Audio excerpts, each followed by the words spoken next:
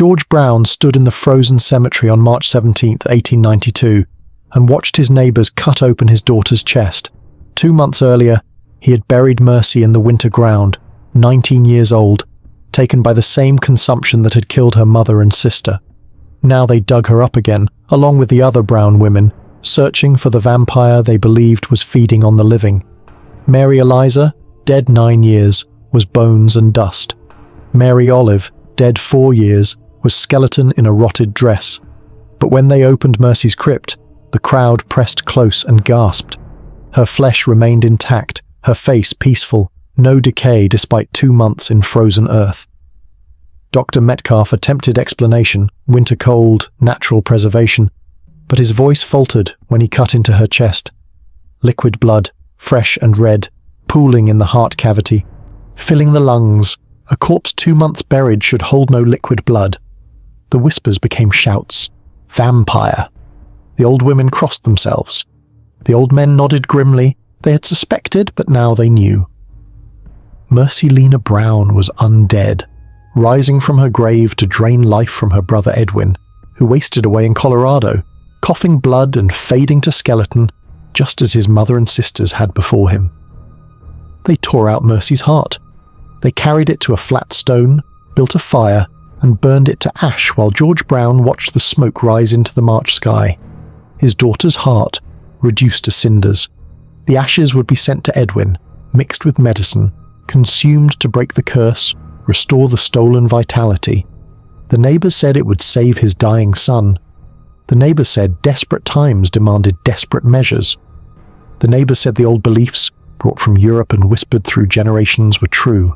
This was not legend from medieval times. This was not folklore from the old world. This happened in Rhode Island in 1892, in modern America with its trains and telegraphs and newspapers, when a father watched his child's heart burn and prayed the ritual would work, because if it did not, he had desecrated his daughter's body for nothing. Between 1883 and 1892, consumption had killed 3 Brown women and prepared to take the Brown son. 4 graves, 1 curse. Medicine had failed. Science offered no cure. Dr. Metcalf, trained in Boston, educated in modern methods, stood in that cemetery with blood on his hands and participated in ancient magic because desperate suffering demanded any answer, however dark. The smoke carried away what remained of the Brown family's last daughter.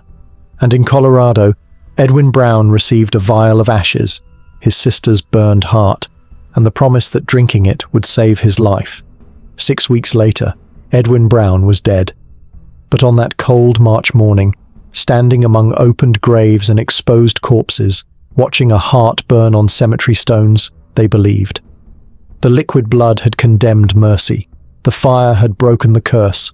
Hope, however terrible, was all they had left. This is the story of how desperation makes monsters of the living, and how sometimes the dead pay the price. This is the story of Mercy Brown, the last vampire of New England, the girl who died twice, once to disease and once to fear. This is the story of a father who lost everything, a community that chose darkness over helplessness, and a ritual that failed to save the one life it was meant to protect. This is dark history. This is 1892. This is what happened when the White Plague came to Rhode Island, and no one could stop it. Chapter 1. The First Death, December 1883. The cold came early to Exeter that year, settling over the Brown farmhouse like a weight that would not lift. November brought frost that killed the last of the kitchen garden, and December arrived with winds that found every crack in the log walls, every gap around the windows, every weakness in the structure George Brown had built with his own hands 20 years before. The house, which had always seemed solid and warm when filled with family voices and cooking smells and the ordinary sounds of living, now felt thin and insufficient against the winter pressing in from all sides. Mary Eliza Brown took to her bed in late November, though she had been unwell for months before that. The sickness had crept up slowly, so gradually that George could not say precisely when his wife had been truly healthy last. There had been the cough in September, dry at first, then wet and rattling. There had been the tiredness in October, Mary Eliza sitting down more often during her work, needing to rest after climbing the stairs, moving through her days with less energy than the woman George had known for 26 years of marriage.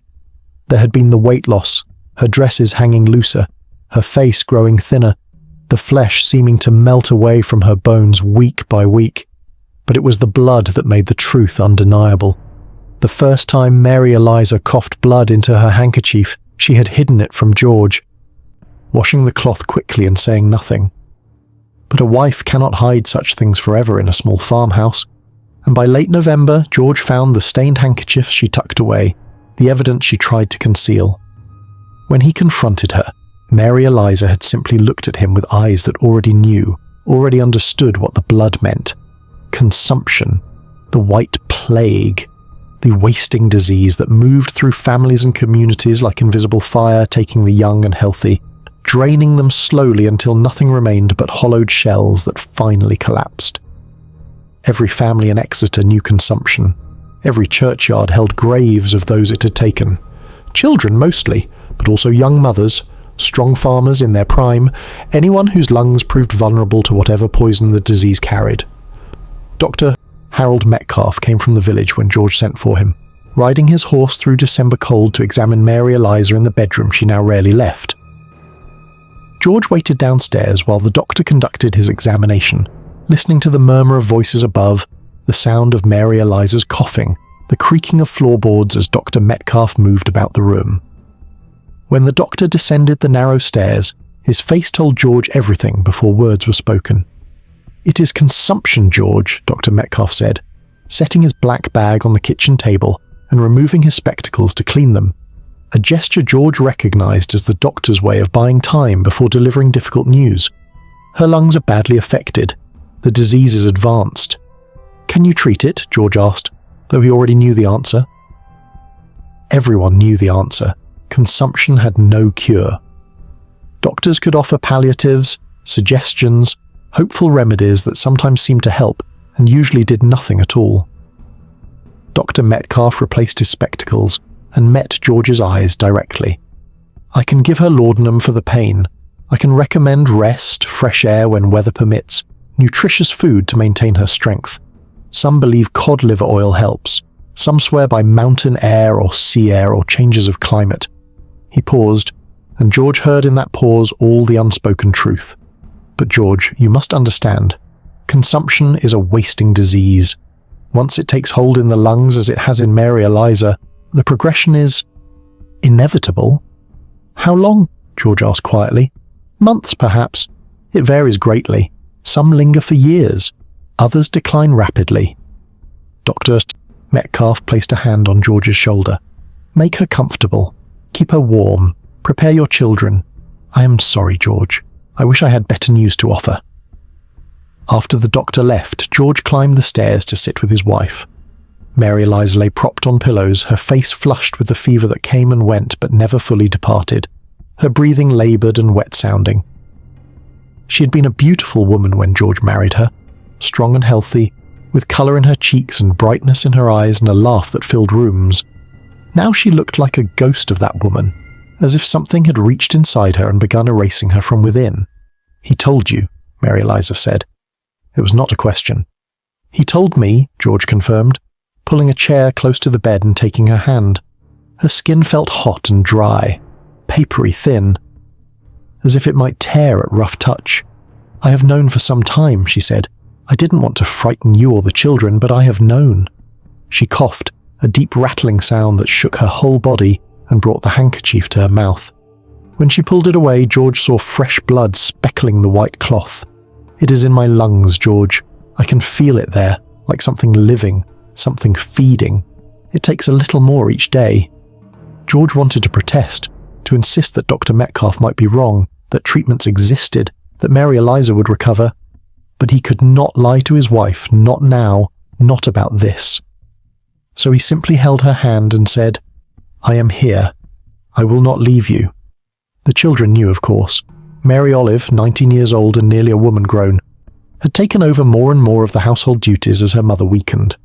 She cooked the meals, cleaned the house, cared for her younger siblings with a quiet competence that made George's heart ache with pride and sorrow.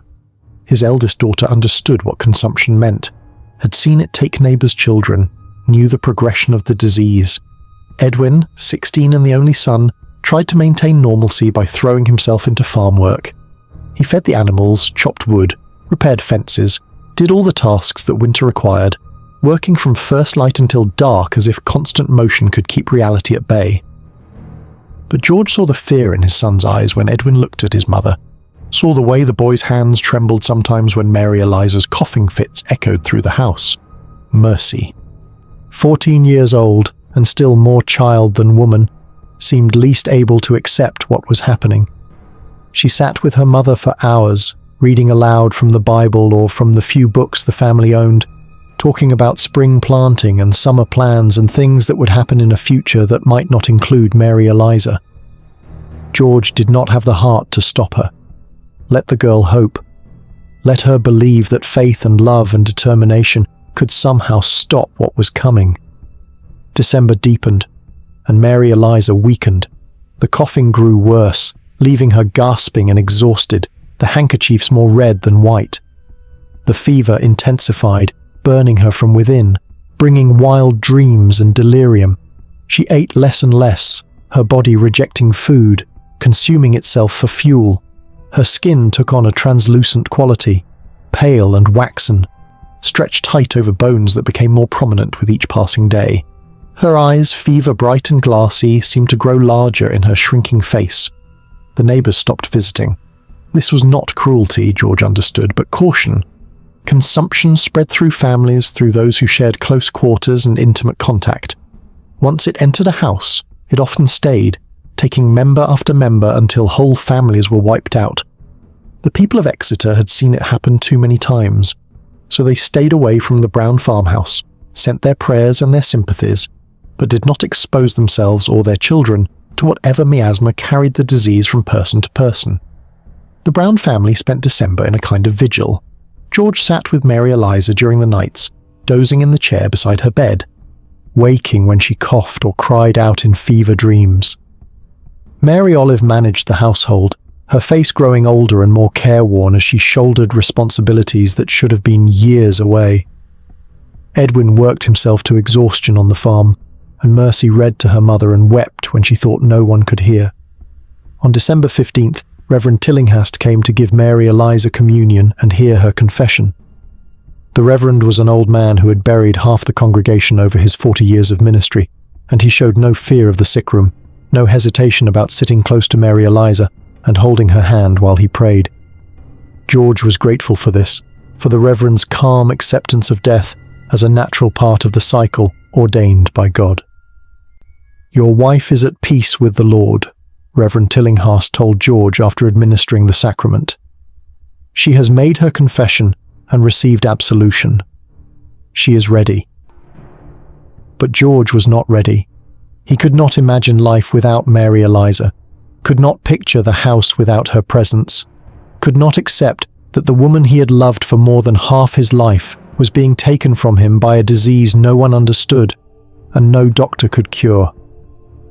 The week before Christmas, Mary Eliza slipped into a state of semi-consciousness, drifting in and out of awareness, sometimes recognizing her family and sometimes staring at them as if they were strangers. Her breathing became increasingly labored, a horrible wet rattle that filled the bedroom and echoed through the house. Dr. Metcalf came again and administered more laudanum, but said there was nothing else to be done now except wait and keep her comfortable. "It will not be long," he told George. "Her lungs are filling with fluid. She is drowning slowly from within. The laudanum will ease her suffering, but it cannot stop what is happening." George sent word to Mary Eliza's sister in Providence, but the woman could not travel in winter weather. He informed the Reverend that the end was near. He gathered his children and told them to say their goodbyes, to tell their mother whatever needed to be said while she could still hear them. Mary Olive went first, kneeling beside the bed and holding her mother's hand, whispering things George could not hear. Edwin stood awkwardly, this tall boy man who did not know how to express emotion, finally breaking down and sobbing against his mother's shoulder, while Mary Eliza, in a moment of clarity, stroked his hair and murmured comfort. Mercy climbed into the bed beside her mother and curled against her, as she had done as a small child, and Mary Eliza held her youngest daughter with whatever strength remained. When the children had gone, George sat alone with his wife. Mary Eliza's eyes opened, focused on him with sudden clarity, and she gripped his hand with surprising strength. "Promise me," she whispered, her voice barely audible over the wet sound of her breathing. "Promise me you will take care of them. Promise me you will not let this—" She coughed, a rattling gasp. "Let this destroy you all." "I promise," George said, tears running down his face. "I promise, Mary, I will keep them safe." "It is already in the house," Mary Eliza said, and her eyes held a terrible knowledge. "I can feel it, George. The consumption. It is in the house now, in the walls, in the air. It will not be satisfied with just me." "Do not say that," George pleaded. "Do not think that. The children are healthy. They are strong." "I know what I know," Mary Eliza interrupted, and her grip on his hand tightened. "Promise me you will fight it. Promise me you will do whatever must be done to save them." "I promise," George said, though he did not understand what she meant, what she feared, what she saw with those fever-bright eyes that seemed to look beyond the room into some darker knowledge. Mary Eliza Brown died on December 22nd, 1883, 3 days before Christmas. She died in the early morning hours as winter dawn began to lighten the windows, with George holding her hand and Reverend Tillinghast praying beside the bed. Her final breaths were shallow and quick, the wet rattle fading to silence, and then she was gone. The woman George had loved, the mother of his children, the center of his household and his life, reduced to a cooling body in a bed stained with blood and sweat and the evidence of suffering. The women of Exeter came then, as was proper, to wash the body and prepare it for burial. George and his children waited downstairs, while strangers handled Mary Eliza's corpse, dressed her in her best Sunday dress, arranged her hair, made her presentable for the wake and funeral. When they called George up to see, Mary Eliza looked peaceful, younger somehow, the marks of suffering smoothed away by death. But she looked nothing like herself. Nothing like the woman who'd lived in this house and raised these children and shared George's bed for 26 years.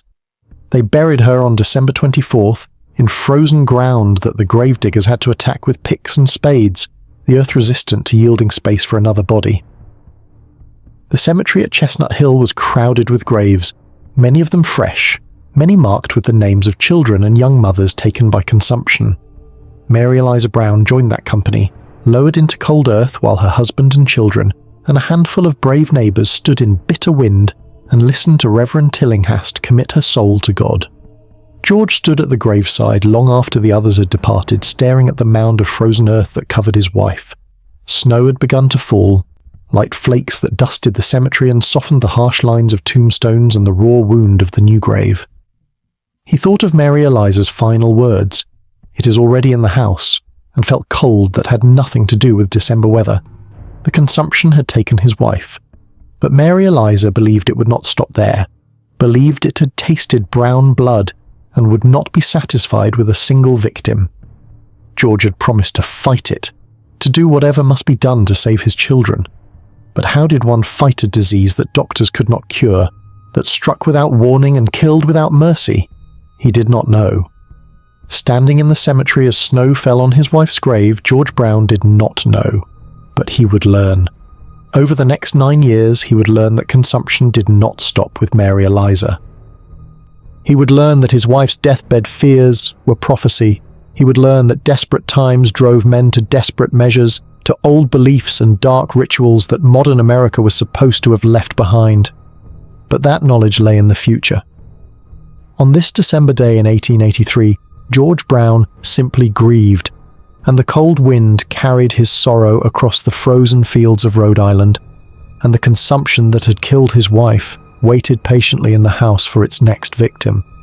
The Brown family returned home to a house that felt empty despite being full of people. They ate a silent meal. They tried to maintain Christmas traditions for the younger children's sake, but the joy was gone, replaced by grief and fear and the terrible awareness that something had changed, something had broken, and life would never be the same.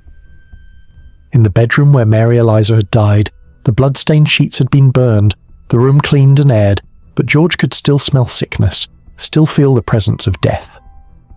The consumption had been in that room for months, feeding on his wife, growing stronger as she grew weaker. Mary Eliza had said it was in the house now. George prayed she was wrong. He prayed the disease had died with her, that her death would be sufficient sacrifice, that his remaining family would be spared. But in the long Rhode Island winter nights, lying alone in the bed he had shared with Mary Eliza for 26 years, George Brown listened to his children breathing in their rooms and felt fear like a cold hand around his heart. The consumption had come to the Brown house, and it was hungry. The first year without Mary Eliza passed in a fog of grief and careful watching. George Brown moved through his days like a man underwater, performing the necessary tasks of farming and fatherhood, but feeling always that he was somewhere else, that the real George Brown had been buried alongside his wife in Chestnut Hill Cemetery, and what remained was merely a hollow imitation going through the motions of living. Mary Olive took over the household duties with a competence that broke George's heart. His eldest daughter, now 20 years old, had become woman and mother and wife all at once, though she was none of those things officially. She cooked meals that tasted like ashes in George's mouth. She cleaned rooms that never felt truly clean. She mended clothes and managed the younger children and ran the household as if she had been doing it for decades rather than months. She was too young for such burdens, but consumption had forced early adulthood upon her, and she bore it without complaint. Edwin threw himself into farm work with an intensity that worried George. The boy, 17 now, nearly a man, worked from before dawn until after dark, always finding one more task that needed completion, one more fence to mend, one more field to clear. He spoke little, ate mechanically, and seemed to be punishing himself for something George could not name, perhaps simply for being alive when his mother was not, perhaps for being healthy when she had wasted away. George recognized the guilt because he felt it himself, the terrible survivor's question. Why her and not me? Mercy. At 15, oscillated between childhood and grief-stricken maturity. Some days she helped Mary Olive with housework and seemed almost like a small adult. Other days George found her weeping in the barn or staring out windows with an expression of loss so profound it frightened him. She had nightmares often, waking the household with screams, though she could never remember what had terrified her. George would go to her room and hold her while she trembled, this girl who had lost her mother at an age when girls most needed maternal guidance. But it was the watching that consumed George, the constant vigilance for signs that consumption had returned to claim another victim. Every cough from one of his children sent ice through his veins. Every complaint of tiredness made him examine their faces for the telltale flush of fever. Every missed meal or loss of appetite became potential evidence of the wasting disease taking hold. He studied his children obsessively, searching for symptoms, comparing their current health to memories of how they had looked weeks before, trying to detect the subtle changes that might indicate consumption's creeping approach. Dr. Metcalf noticed George's anxiety during a routine visit in spring of 1884. "Your children are healthy, George," the doctor said, his tone gentle but firm. "I know you worry, and your worry is understandable, but you must not let fear consume you as surely as disease consumed Mary Eliza. Consumption does often run in families. This is true. There is something in the constitution, perhaps, or the sharing of close quarters that spreads the miasma. But it is not inevitable. Many families lose one member and no others. You must not assume the worst."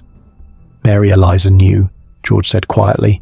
"Before she died, she told me it was already in the house. She could feel it." Dr. Metcalf was silent for a long moment, cleaning his spectacles in that habitual gesture. "Fever brings delirium, George. Dying people sometimes say things that feel prophetic, but are merely the confused thoughts of failing minds. Mary Eliza was in great pain and heavily dosed with laudanum. You must not give too much weight to words spoken in such a state." But George could not forget his wife's final warnings, could not dismiss the terrible certainty in her fever-bright eyes. She'd known something, seen something, and he had promised to fight whatever threatened their children. So he watched, and he waited, and he prayed that Metcalfe was right, and Mary Eliza's deathbed prophecy was nothing more than laudanum dreams. The seasons turned. Spring brought planting, summer brought growth, autumn brought harvest, and winter returned with its bitter cold. The Brown family found a new rhythm, a way of functioning in Mary Eliza's absence. The sharp edges of grief dulled slightly, becoming a chronic ache rather than an acute agony. They learned to speak of her without always weeping, to remember good times without being destroyed by the remembering. Life continued because life had to continue, because crops needed planting and animals needed tending and children needed raising regardless of grief. But Exeter itself was changing in ways that fed George's fears. The consumption that had taken Mary Eliza Brown was not satisfied with a single victim or a single family. Through 1884 and into 1885, the disease spread through the community like slow fire, touching family after family, leaving graves in its wake. The Tillinghast family lost 2 daughters in spring of 1884, sisters who died within weeks of each other, both wasting away with the same coughing sickness that had taken Mary Eliza. The Perkins family lost their only son that summer, a strong boy of 14 who had been healthy in June and dead by September. The Young family lost their mother and youngest child in the winter of 1885, buried in the same frozen ground that held Mary Eliza. The pattern was always the same. The disease entered a house, claimed one victim, and then often returned for others. It moved through bloodlines as if the connection between relatives somehow created a pathway for the contagion. Families that lost one member lived in terror, waiting for the next to fall sick, watching each other with the same obsessive vigilance that consumed George Brown. The cemetery at Chestnut Hill filled with fresh graves. Reverend Tillinghast conducted funeral after funeral, burying children and young mothers, and occasionally fathers, the victims of consumption that no doctor could cure, and no prayer seemed to stop. The community's grief became communal, shared among families who all understood the particular horror of watching loved ones waste away, coughing blood, fading to transparent ghosts before finally dying. And with the grief came whispers.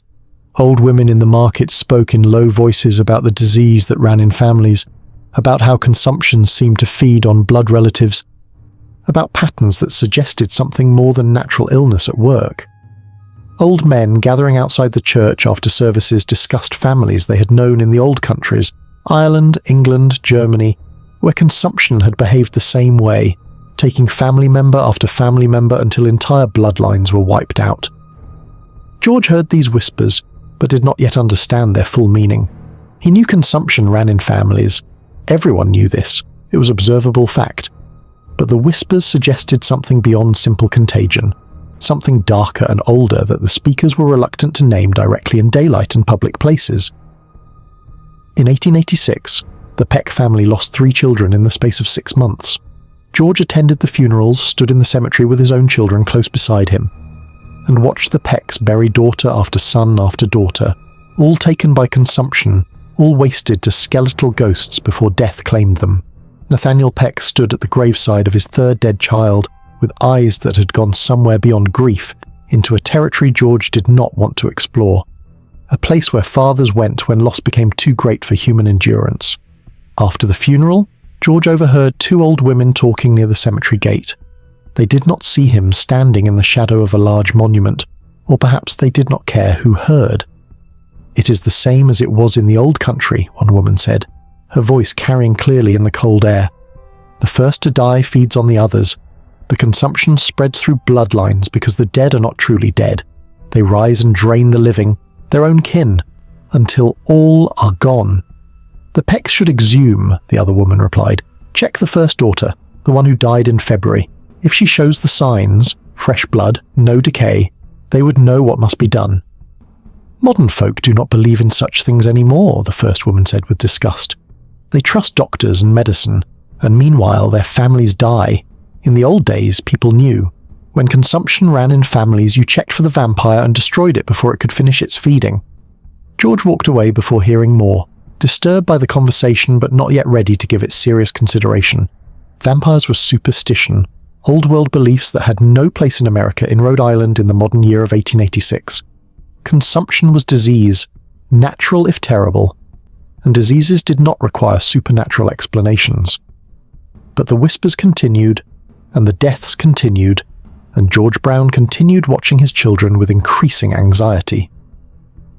Edwin had grown into a strong young man of 19, tall and capable, taking on more and more of the farm's heavy work.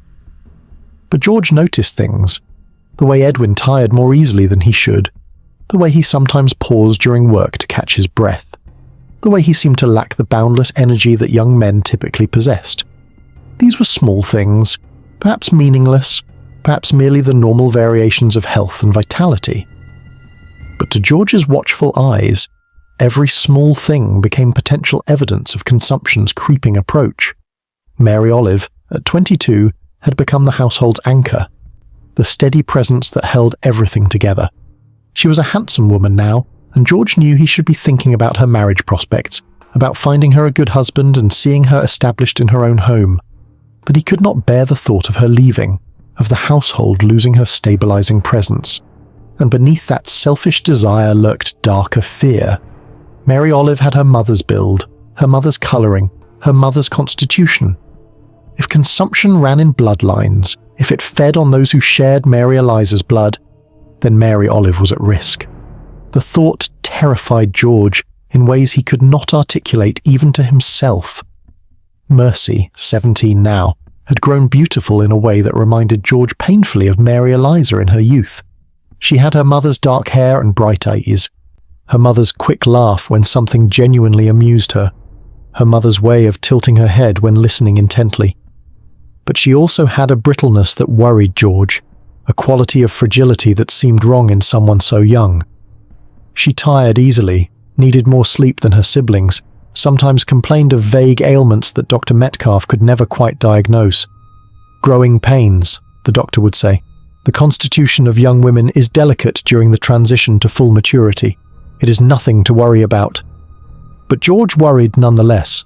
The winter of 1886 into 1887 was particularly harsh, with deep cold that lasted from November through March, and snow that piled in drifts taller than a man. The brown farmhouse, which had never been truly warm even in mild winters, became a place of constant chill that seeped into bones and bedding, and would not be banished no matter how large the fires or how many blankets they piled on beds. It was during this winter that George first heard the term spoken aloud in his presence, not whispered by old women, but stated plainly by a man he respected.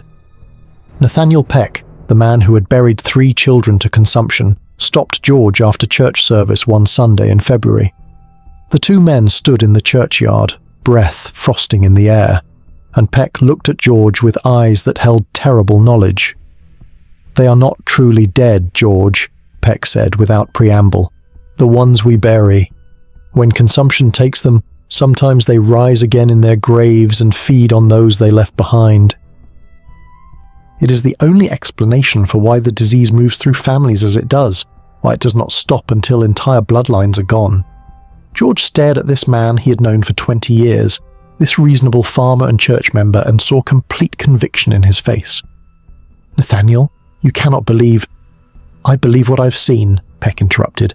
3 of my children dead in 6 months, George, all with the same wasting sickness. The doctor says consumption spreads through families because of shared constitution or close quarters, or miasma in the air. But I remember the old beliefs from my grandfather's time. Vampire, George. When the dead feed on the living, it is real, and it is killing our children. That is superstition, George said, but his voice lacked conviction even to his own ears. Is it? Peck's gaze was steady and pitiless. Your Mary Eliza has been dead for 3 years. Your children remain healthy so far. But if one falls sick, if the consumption comes to your house again, you will remember this conversation, and you will know what must be done. Peck walked away, leaving George standing in the frozen churchyard, disturbed and uncertain. Vampires were not real. The dead did not rise to feed on the living. Such things were medieval superstition, old-world ignorance that had no place in America. And yet consumption did run in families with a pattern that seemed almost deliberate, and yet the first victim's death often preceded a cascade of others. and yet no doctor could cure it or stop it or explain why it behaved as it did. And yet people were dying. Children were dying. Entire families were being wiped out, and modern medicine offered nothing but palliatives and platitudes. George went home that day and looked at his children with new fear. They were healthy now, all three of them. But Mary Eliza had been healthy once too, before the cough started, before the blood came, before the wasting began. The consumption was patient. It could wait years between victims. And if Nathaniel Peck was right, if the old beliefs held truth that modern thinking had dismissed too quickly, then Mary Eliza might not be resting peacefully in her grave. She might be rising, feeding, draining her children slowly from beyond death. George tried to dismiss these thoughts as madness born of grief and fear, but they had been planted, and they grew in the dark soil of his anxiety, and they would not be easily uprooted. The winter finally broke. Spring came to Rhode Island with its usual mix of mud and promise. The Brown farm emerged from winter's grip, and work began again in earnest. Edwin ploughed fields. Mary Olive planted the kitchen garden. Mercy helped with whatever tasks her strength allowed. The rhythm of farm life reasserted itself, and for a while George's fears receded. But in June of 1887, Mary Olive began to cough. Or Chapter 3, Mary Olive's Decline, 1888. The cough started small, barely noticeable, a slight clearing of the throat during meals, a soft hack when dust stirred in the barn. Mary Olive dismissed it as nothing.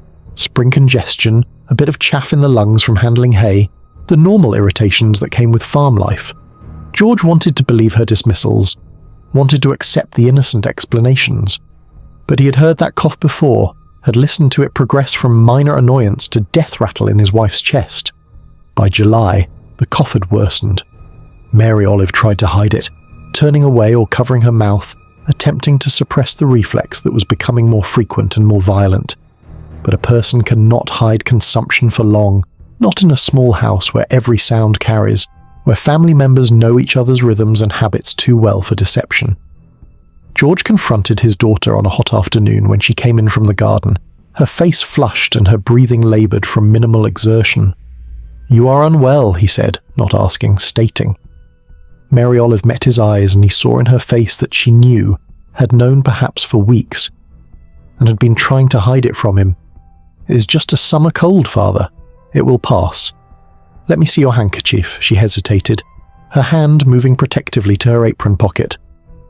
That hesitation told George everything he needed to know, but he pressed anyway. "Mary Olive, let me see it." She withdrew the cloth slowly, reluctantly, and George saw what he had dreaded. Bright spots of red against white fabric. Not much blood yet, just flecks, but enough. More than enough. "No," George said, the word coming out somewhere between prayer and command. "No, not you. Not you too." Mary Olive's composure cracked. She had been so strong, so steady for so long, managing the household and caring for her siblings and being the anchor that held them all together. But now tears spilled down her cheeks and she looked suddenly young and terrified. "I did not want to tell you. I thought perhaps I was wrong. Perhaps it was something else. Perhaps—" George pulled his daughter into his arms and held her while she wept. Over her shoulder he could see through the kitchen window to the fields beyond, and in the distance the church steeple and the cemetery where Mary Eliza lay buried. 4 years. His wife had been dead for 4 years, and now the consumption had returned for his daughter. Dr. Metcalf came the next day and conducted his examination with the thoroughness of a man who already knew what he would find but hoped to be proven wrong. When he descended from Mary Olive's bedroom, his face confirmed George's fears. "It is consumption," Dr. Metcalf said, and George heard in the doctor's voice a weariness that went beyond this single diagnosis.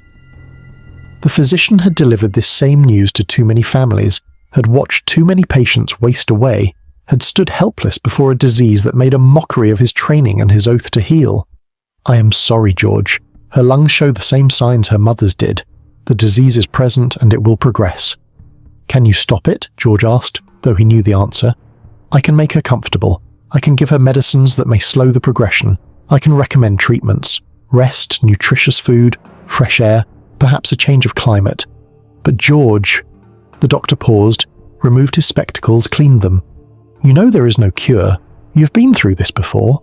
Yes, George had been through this before. He knew every stage of what was coming, the gradual worsening of the cough, the blood increasing in quantity and frequency, the fever that would come and never truly depart, the wasting of flesh, the growing weakness, the slow drowning as lungs filled with fluid and stopped exchanging air for blood. He knew the progression by heart, had memorized it during Mary Eliza's decline, and now he would be forced to watch it again in his eldest daughter. "There must be something," George said, desperation creeping into his voice. "Some new treatment, some advance in medical science. It has been 4 years since Mary Eliza died. Surely in 4 years—" "There has been no breakthrough," Dr. Metcalf interrupted gently. "Consumption remains as mysterious and as deadly as ever. I wish I had better news. I wish I could offer hope. But I will not lie to you, George. Mary Olive is young and strong, and that may buy her time. But the disease that killed your wife is the same disease that has infected your daughter, and unless God intervenes, or her constitution proves remarkably resistant, the outcome will eventually be the same." After Dr. Metcalf departed, George sat at his kitchen table and tried to think.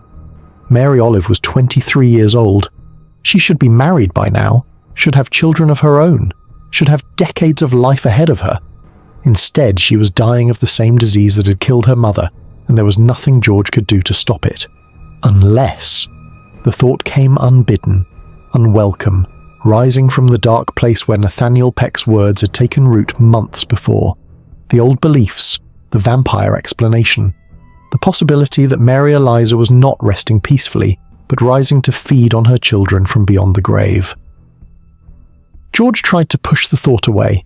It was madness, superstition, medieval ignorance, but it would not leave.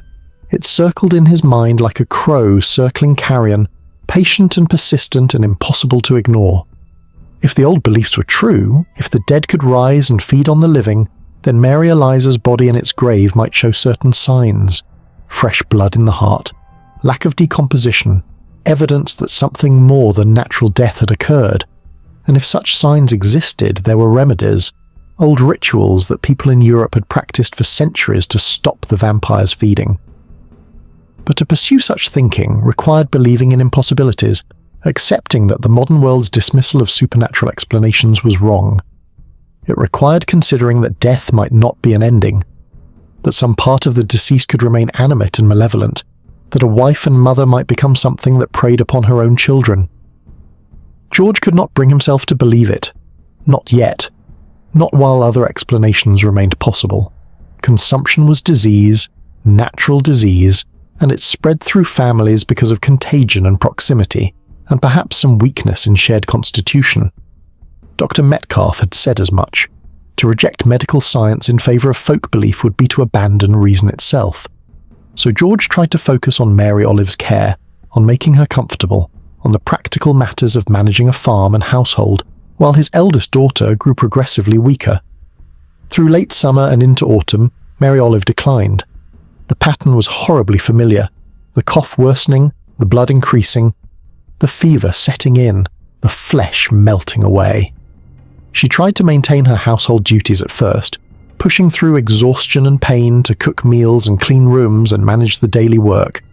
But by October, she could no longer hide the severity of her illness, could no longer pretend that rest and good food would restore her health. Edwin took on even more responsibility, working impossible hours to compensate for both his sister's absence and his father's growing distraction. Mercy, now 18, attempted to fill Mary Olive's role in household management, but she lacked her sister's competence and often seemed overwhelmed by tasks that Mary Olive had made look effortless. George spent increasing time sitting with Mary Olive, watching his daughter fade exactly as he had watched his wife fade 4 years before. The repetition was its own special torture, knowing what was coming at every stage, unable to do anything but witness and wait. Mary Olive, like her mother before her, grew translucent. Her skin took on a waxen quality, stretched tight over bones that became more prominent each week. Her eyes, fever-bright and too large in her shrinking face, seemed to burn with an intensity that was almost supernatural. She needed help sitting up, help eating the small amounts of food she could still tolerate, help with every basic function as her body betrayed her piece by piece. The neighbours stopped visiting again, fear of contagion keeping them away. The brown house became an island of isolation, marked by disease, avoided by the healthy. People sent their sympathies and their prayers but did not expose themselves or their families to whatever miasma carried consumption from person to person. George understood their caution, but the isolation deepened his sense of helplessness. He was watching his daughter die and there was no one to help, no one to share the burden, no one to offer anything but useless platitudes about God's will and God's plan. In November, Mary Olive began having the dreams. She would wake crying out, describing visions of her mother visiting her bedside, calling to her, reaching out with translucent hands. "She wants me to come with her," Mary Olive told George one night, her voice weak but insistent. "Mother is lonely in the grave. She wants me to join her there." George tried to dismiss these visions as fever dreams, products of laudanum and illness. But they disturbed him profoundly. Mary Olive had been a practical, sensible woman, not given to flights of fancy or supernatural imaginings. Yet now she spoke with conviction about her mother's nocturnal visits, about feeling something drain from her during the night, about waking exhausted as if she had run for miles in her sleep. Dr. Metcalf, when George mentioned the dreams, attributed them to delirium. "Fever affects the mind, George. What Mary Olive experiences feels real to her, but it is illusion created by her failing body. Do not let her ravings trouble you." But they did trouble George. They troubled him because Mary Eliza had spoken of similar things before her death. The sense of something feeding, something draining life away. And they troubled him because Mary Olive's decline seemed accelerated compared to her mother's, as if whatever consumed her was more aggressive, more hungry, more urgent. Winter came early again, and with it the terrible cold that turned the farmhouse into a barely habitable space. Mary Olive spent her days and nights in bed, piled with blankets that could not warm her, coughing blood into handkerchiefs that had to be burned because they could not be cleaned. Her breathing became increasingly laboured, each inhalation a visible struggle, each exhalation rattling with fluid that was drowning her from within. George begged Dr. Metcalf for anything, any treatment no matter how experimental or unproven, any hope no matter how slim. The doctor tried various medicines, different combinations of laudanum and other drugs, dietary changes, temperature variations, everything his training and experience suggested. Nothing helped. Mary Olive continued her inexorable decline. On a bitter January afternoon, Nathaniel Peck visited the Brown farm. He stood in the kitchen with his hat in his hands and looked at George with eyes that held both sympathy and terrible purpose. "I heard your Mary Olive is dying," Peck said without preamble. "The same sickness that took your wife." "Yes," George confirmed, too exhausted for pretense or social niceties. "You remember what I told you, George, after church service last year, about the old beliefs?" "I remember." George's voice was flat, devoid of emotion. "You said the dead feed on the living. You said vampire." "I have done it," Peck said quietly. "Last month, I had my 3 children exhumed and examined. The first to die, my Sarah, she showed the signs. Fresh blood in the heart, body preserved when it should have decomposed. We removed the heart and burned it as the old remedy prescribes." George stared at him. "You desecrated your daughter's grave. You cut out her heart and burned it." "I did what needed to be done," Peck replied, his voice steady. "And George, the consumption has stopped spreading in my family. My remaining children are healthy. My wife has not fallen sick. The curse was broken when we destroyed the vampire." "That is coincidence," George said, but his protest sounded weak even to himself. "The disease ran its course in your family.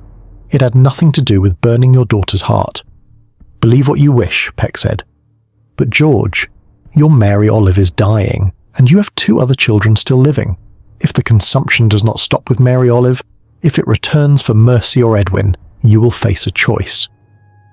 You can trust the doctors who have no cure and watch your entire family die, or you can consider that perhaps the old beliefs hold truth that modern thinking has forgotten." After Peck left, George sat alone in the kitchen and tried to think clearly, but exhaustion and grief and fear made clarity impossible.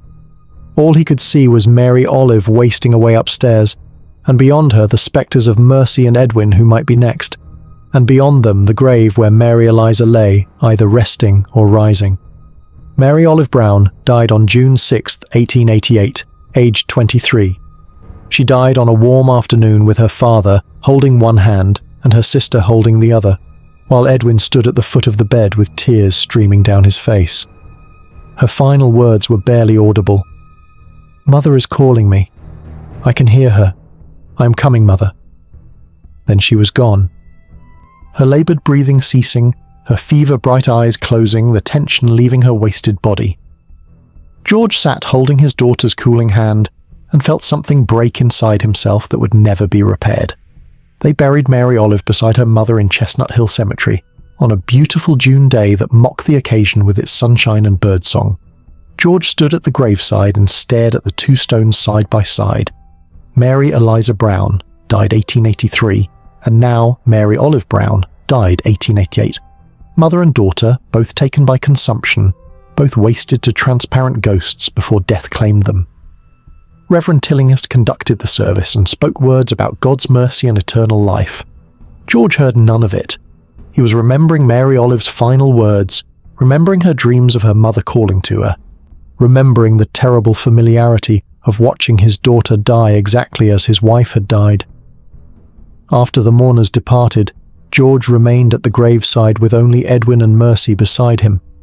His surviving children, 19 and 18 years old, both healthy for now, both potential victims if the consumption returned. "We should go home, Father," Mercy said gently, touching his arm. But George could not move. He stared at the two graves and thought about Nathaniel Peck's words, about old beliefs and desperate remedies, about the possibility that the bodies beneath those stones were not resting but rising, not dead but undead, not finished but feeding. "Father?" Edwin's voice was uncertain. "Are you unwell?" "I am thinking," George said slowly, "about whether the dead truly rest, or whether sometimes they rise again." His children exchanged worried glances but said nothing. They thought grief had made their father strange, had pushed him toward thoughts that bordered on madness. And perhaps they were right. But later that summer, when Edwin began to cough, George Brown would remember this moment. He would remember standing between the graves of his wife and daughter, wondering if they lay quiet or if something more terrible had occurred. And he would be forced to decide whether modern medicine or ancient belief offered the better hope for saving what remained of his family.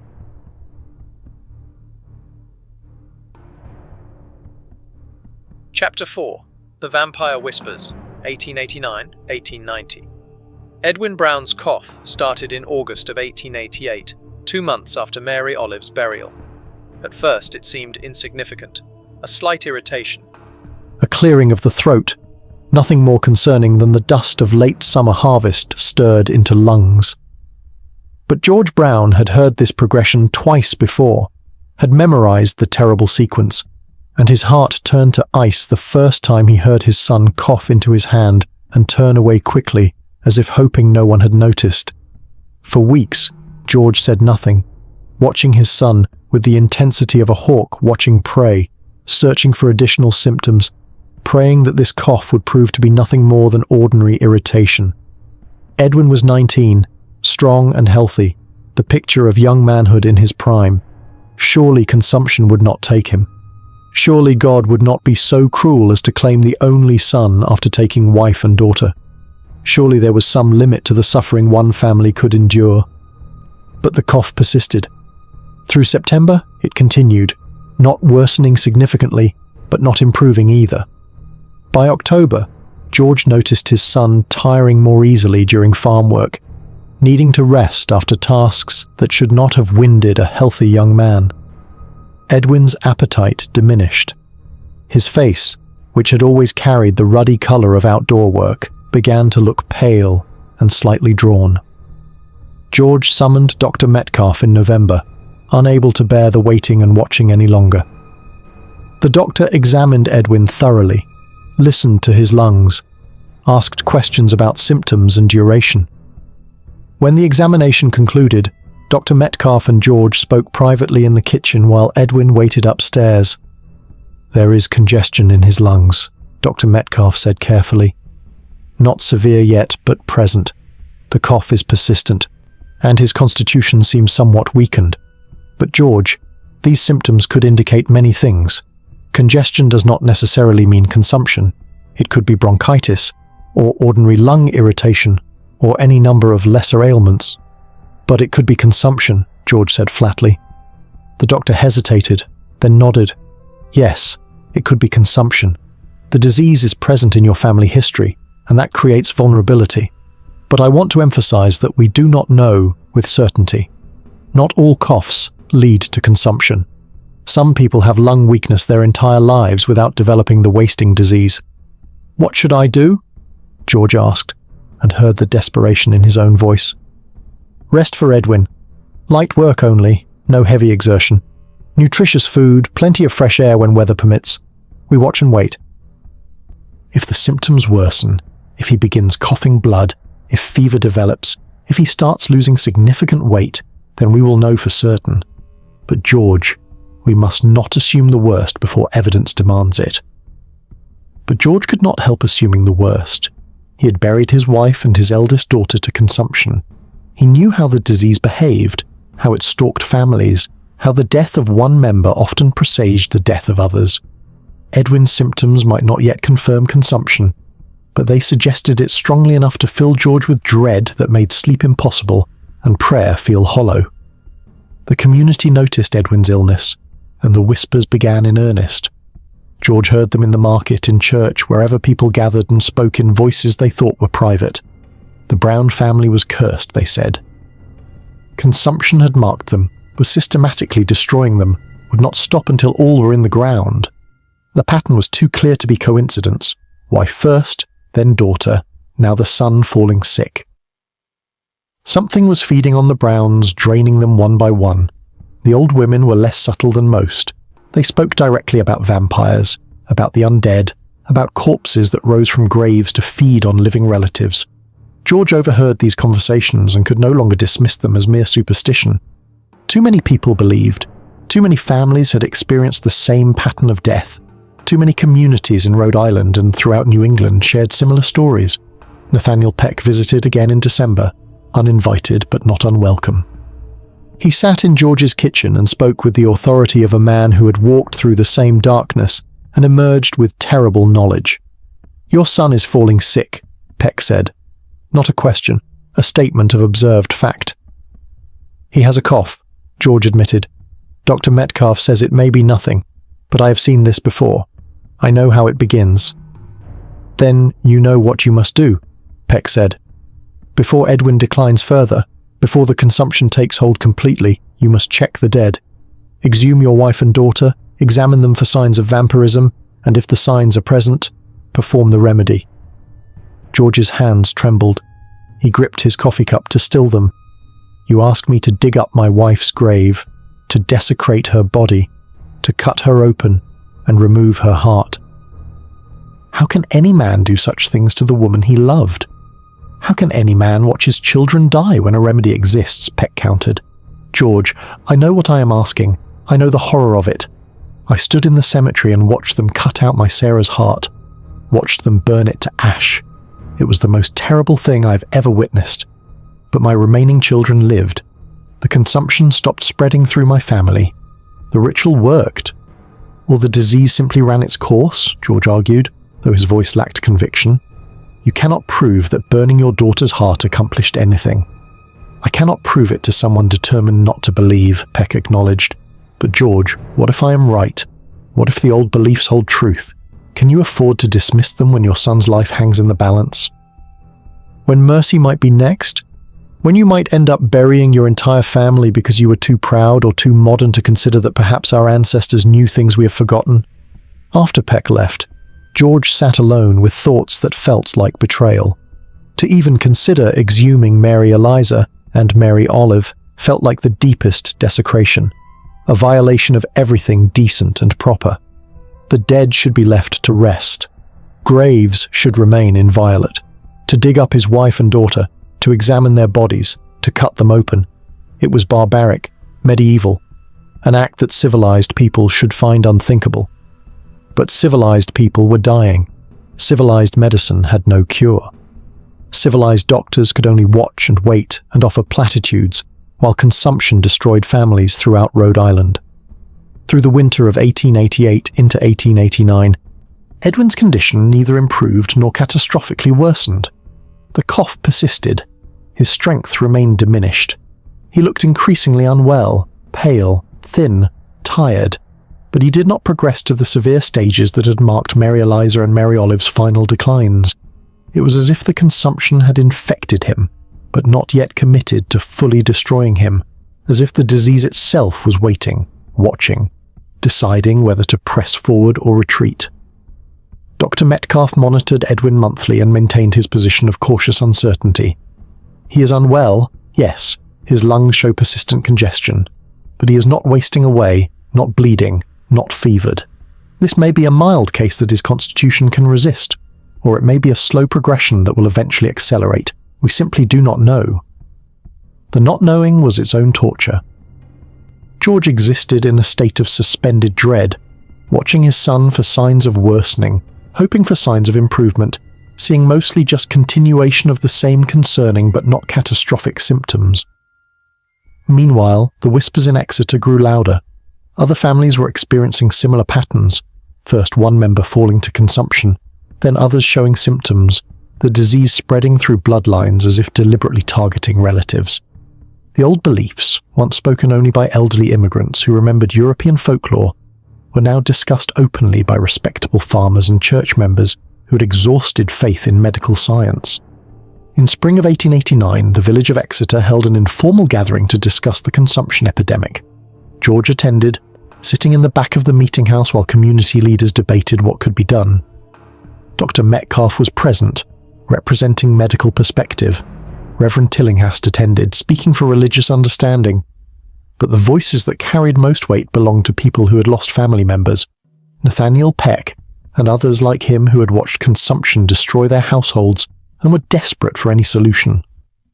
"The doctors have no cure," one farmer said, standing to address the assembly. "My wife is dying, and Dr. Metcalf can do nothing but give her laudanum and tell me to make her comfortable. How is that acceptable? How is that sufficient?" "Science is advancing," Dr. Metcalf replied, his voice tired but determined. "Research into consumption continues. We understand more about the disease now than we did 10 years ago. Eventually we will find a cure." "Eventually," the farmer shouted. "Eventually? My wife will be dead in a month. My children are already showing symptoms. Eventually means nothing to families dying now." The meeting devolved into argument. Those who trusted medicine and dismissed supernatural explanations versus those who believed the old ways held wisdom that modern thinking had forgotten. Reverend Tillinghast attempted to maintain order and offer religious perspective, but even he seemed uncertain, caught between theological teaching about the sanctity of the dead and practical reality of parishioners dying in numbers that made any doctrine feel inadequate. George left the meeting with no answers, but with the certainty that he was not alone in his terrible considerations. Other families faced identical choices. Other fathers wondered whether desecration of the dead might save the living.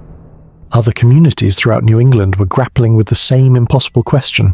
When medicine fails, when prayer seems unanswered, when death stalks relentlessly, how far should desperate people go in pursuit of hope? In summer of 1889, Dr. Metcalf made a suggestion that stunned George with its implications. The doctor visited the Brown farm and sat with George in the kitchen, cleaning his spectacles in that habitual gesture that signaled difficult conversation ahead. "I have been reading recent medical literature," Dr. Metcalf began carefully, "and there are some researchers who believe that consumption may benefit from climate change. Dry air, high altitude, different atmospheric conditions. There are sanitariums opening in the Western Territories, Colorado, Arizona, specifically designed for consumption patients. The success rates are not miraculous, but some patients do show improvement." George stared at the doctor. "You want to send Edwin west?" "I want to give him the best chance of survival," Dr. Metcalf replied. "He is young, still relatively strong. If the consumption is in early stages, if his constitution can resist it, a change of climate might tip the balance in his favor. Here in Rhode Island, surrounded by dampness and winter cold and the very air that may carry the disease, he struggles. In Colorado, in dry mountain air far from the source of infection, he might improve. The suggestion was both hopeful and terrifying. To send Edwin away meant acknowledging the severity of his illness, admitting that ordinary care had failed. But it also represented action, a positive choice rather than passive waiting for death. And perhaps most importantly, it would remove Edwin from proximity to the graves of Mary Eliza and Mary Olive, which mattered greatly if one believed the whispers about the dead feeding on the living. George discussed the idea with Edwin, who was torn between hope and fear. To leave the farm, to travel thousands of miles to an unfamiliar place, to live among strangers in pursuit of health, it was daunting. But to stay in Rhode Island and continue declining, to potentially waste away as his mother and sister had, was worse. In August of 1889, Edwin Brown departed for Colorado Springs, where a sanitarium had recently opened specifically for tuberculosis patients. George paid for his son's travel and accommodations with money he could not truly afford, selling livestock and equipment to fund this last desperate attempt to save his only son. The day Edwin left, George stood with Mercy at the train station and watched his son board the westbound train. Edwin looked pale and thin and frightened, and George fought the terrible certainty that he would never see his son alive again. They embraced awkwardly, neither man comfortable with emotional display, and then Edwin was gone, carried away by modern technology toward a distant hope that felt impossibly fragile. George returned home with Mercy, his youngest child, the only one remaining. The farmhouse felt enormous and empty with just the two of them. 3 graves in the cemetery, 1 son sent away, 1 daughter still living. The Brown family that had once filled this house with noise and life and purpose had been reduced to 2, and George could not shake the fear that the reduction would continue until none remained. Through fall and into winter, letters arrived from Colorado. Edwin reported that the climate was indeed different, dry, clear, with air that seemed easier to breathe. The sanitarium offered treatments, rest, good food, fresh air, measured exercise. Edwin's spirits in the letters were hopeful at first, then gradually more subdued as months passed without dramatic improvement. "I am no worse," Edwin wrote in November, "but neither am I markedly better. The cough persists. I tire easily still. The doctors here are kind, but cannot promise cure any more than Dr. Metcalf could at home. I think often of you and Mercy, and I pray that I might someday return to Rhode Island healthy and whole. But Father, I confess I grow discouraged. The consumption has its claws in me, and I do not know if I am strong enough to tear free." George read these letters alone in his kitchen and wept. His son was dying slowly 2,000 miles away, beyond reach of comfort or aid. And Mercy, beautiful 19-year-old Mercy who looked so much like her mother, remained at home, and George watched her with constant fear, searching for symptoms, dreading the cough that might herald consumption's return. In December 1889, as snow began to fall and another Rhode Island winter settled over the Brown farm, George Brown made a decision. He would consult with community leaders about exhumation. He would investigate the old beliefs, examine the evidence, consider whether the remedy might be attempted. He would not yet commit to desecration of his wife's and daughter's graves, but he would learn what such an action would entail, what signs investigators looked for, what the ritual required. Because Edwin was dying in Colorado despite modern medical intervention. Because Mercy remained at risk. Because the consumption that had killed Mary Eliza and Mary Olive might still be feeding, might be reaching across 2,000 miles to drain Edwin, might be waiting patiently for Mercy.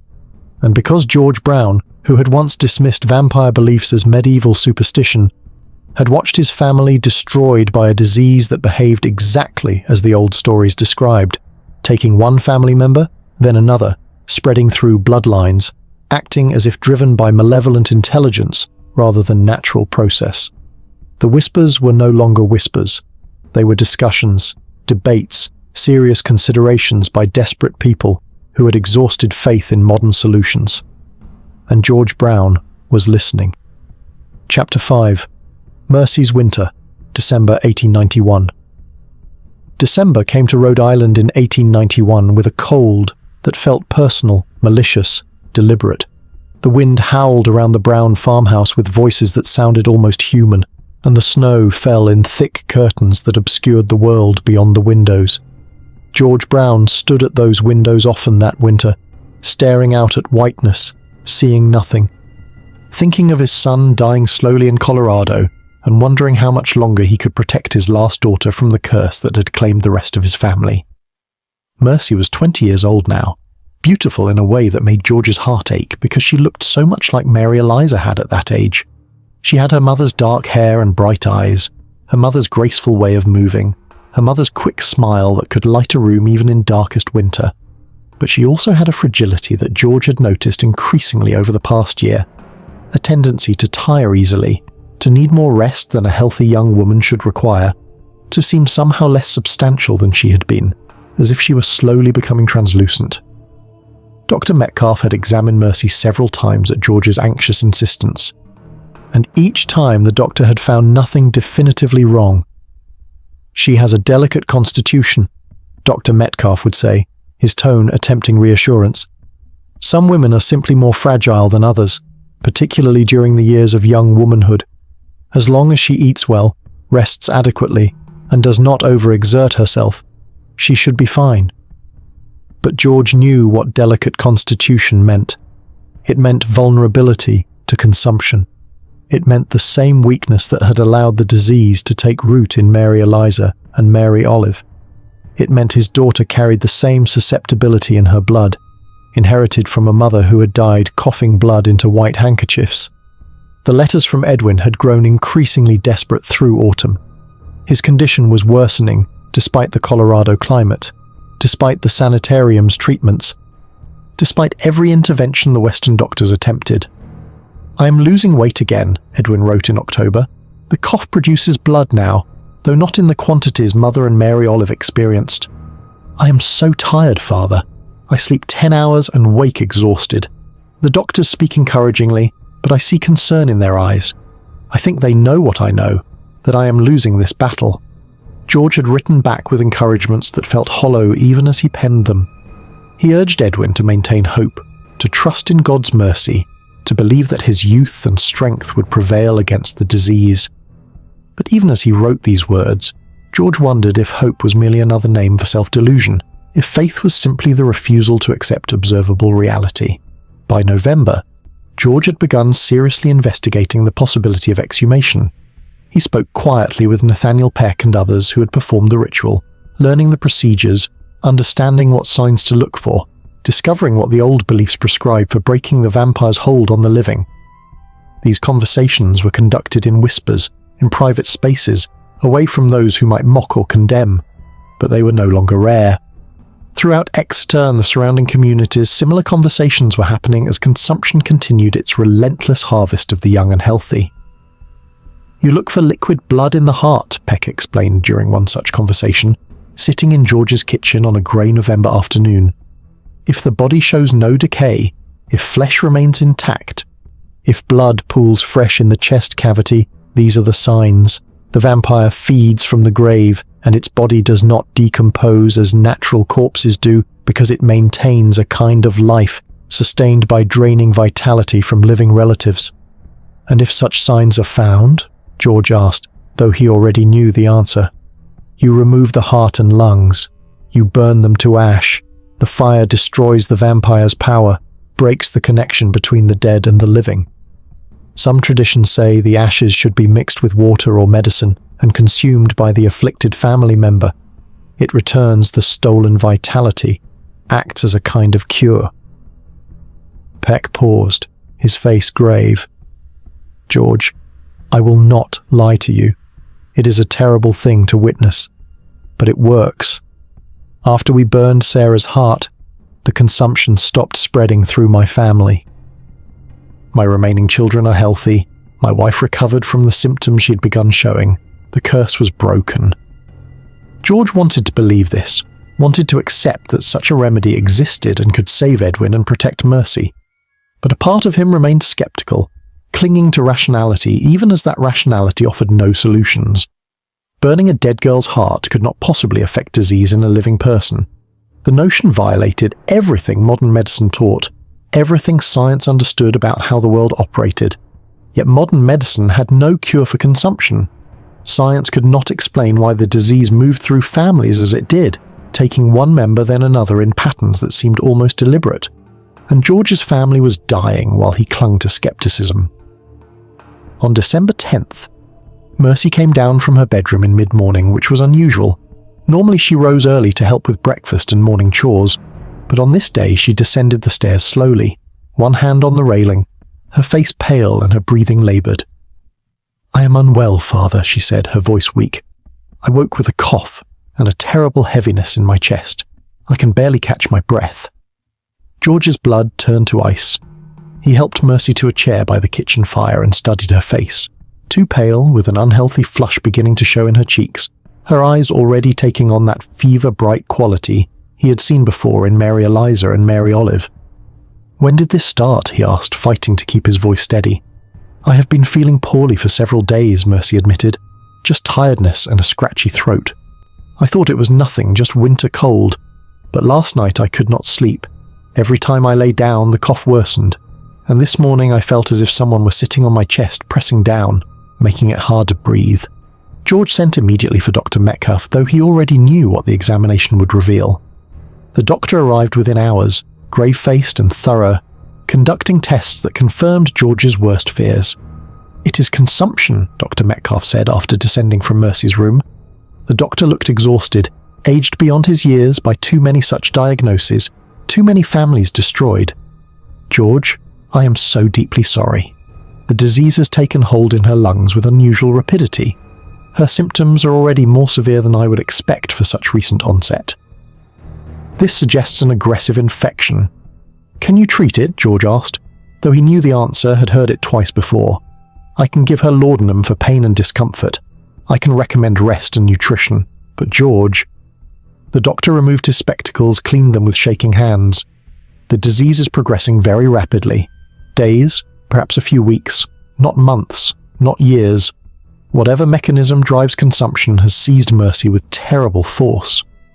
After Dr. Metcalf departed, George climbed the stairs to his daughter's room and found her propped against pillows, already looking diminished, as if the disease had stolen substance from her in mere hours. Mercy turned fever-bright eyes to him and managed a weak smile. "I am going to join Mother and Mary Olive, aren't I?" she said. Not a question. A statement of understood fact. George wanted to protest, to insist that she would recover, that this was just a temporary illness. But he could not lie to his daughter, not now, not about this. "The consumption has you," he said quietly, taking her hand. "Dr. Metcalf says it is progressing quickly." Mercy nodded, unsurprised. "I have known for weeks that something was wrong.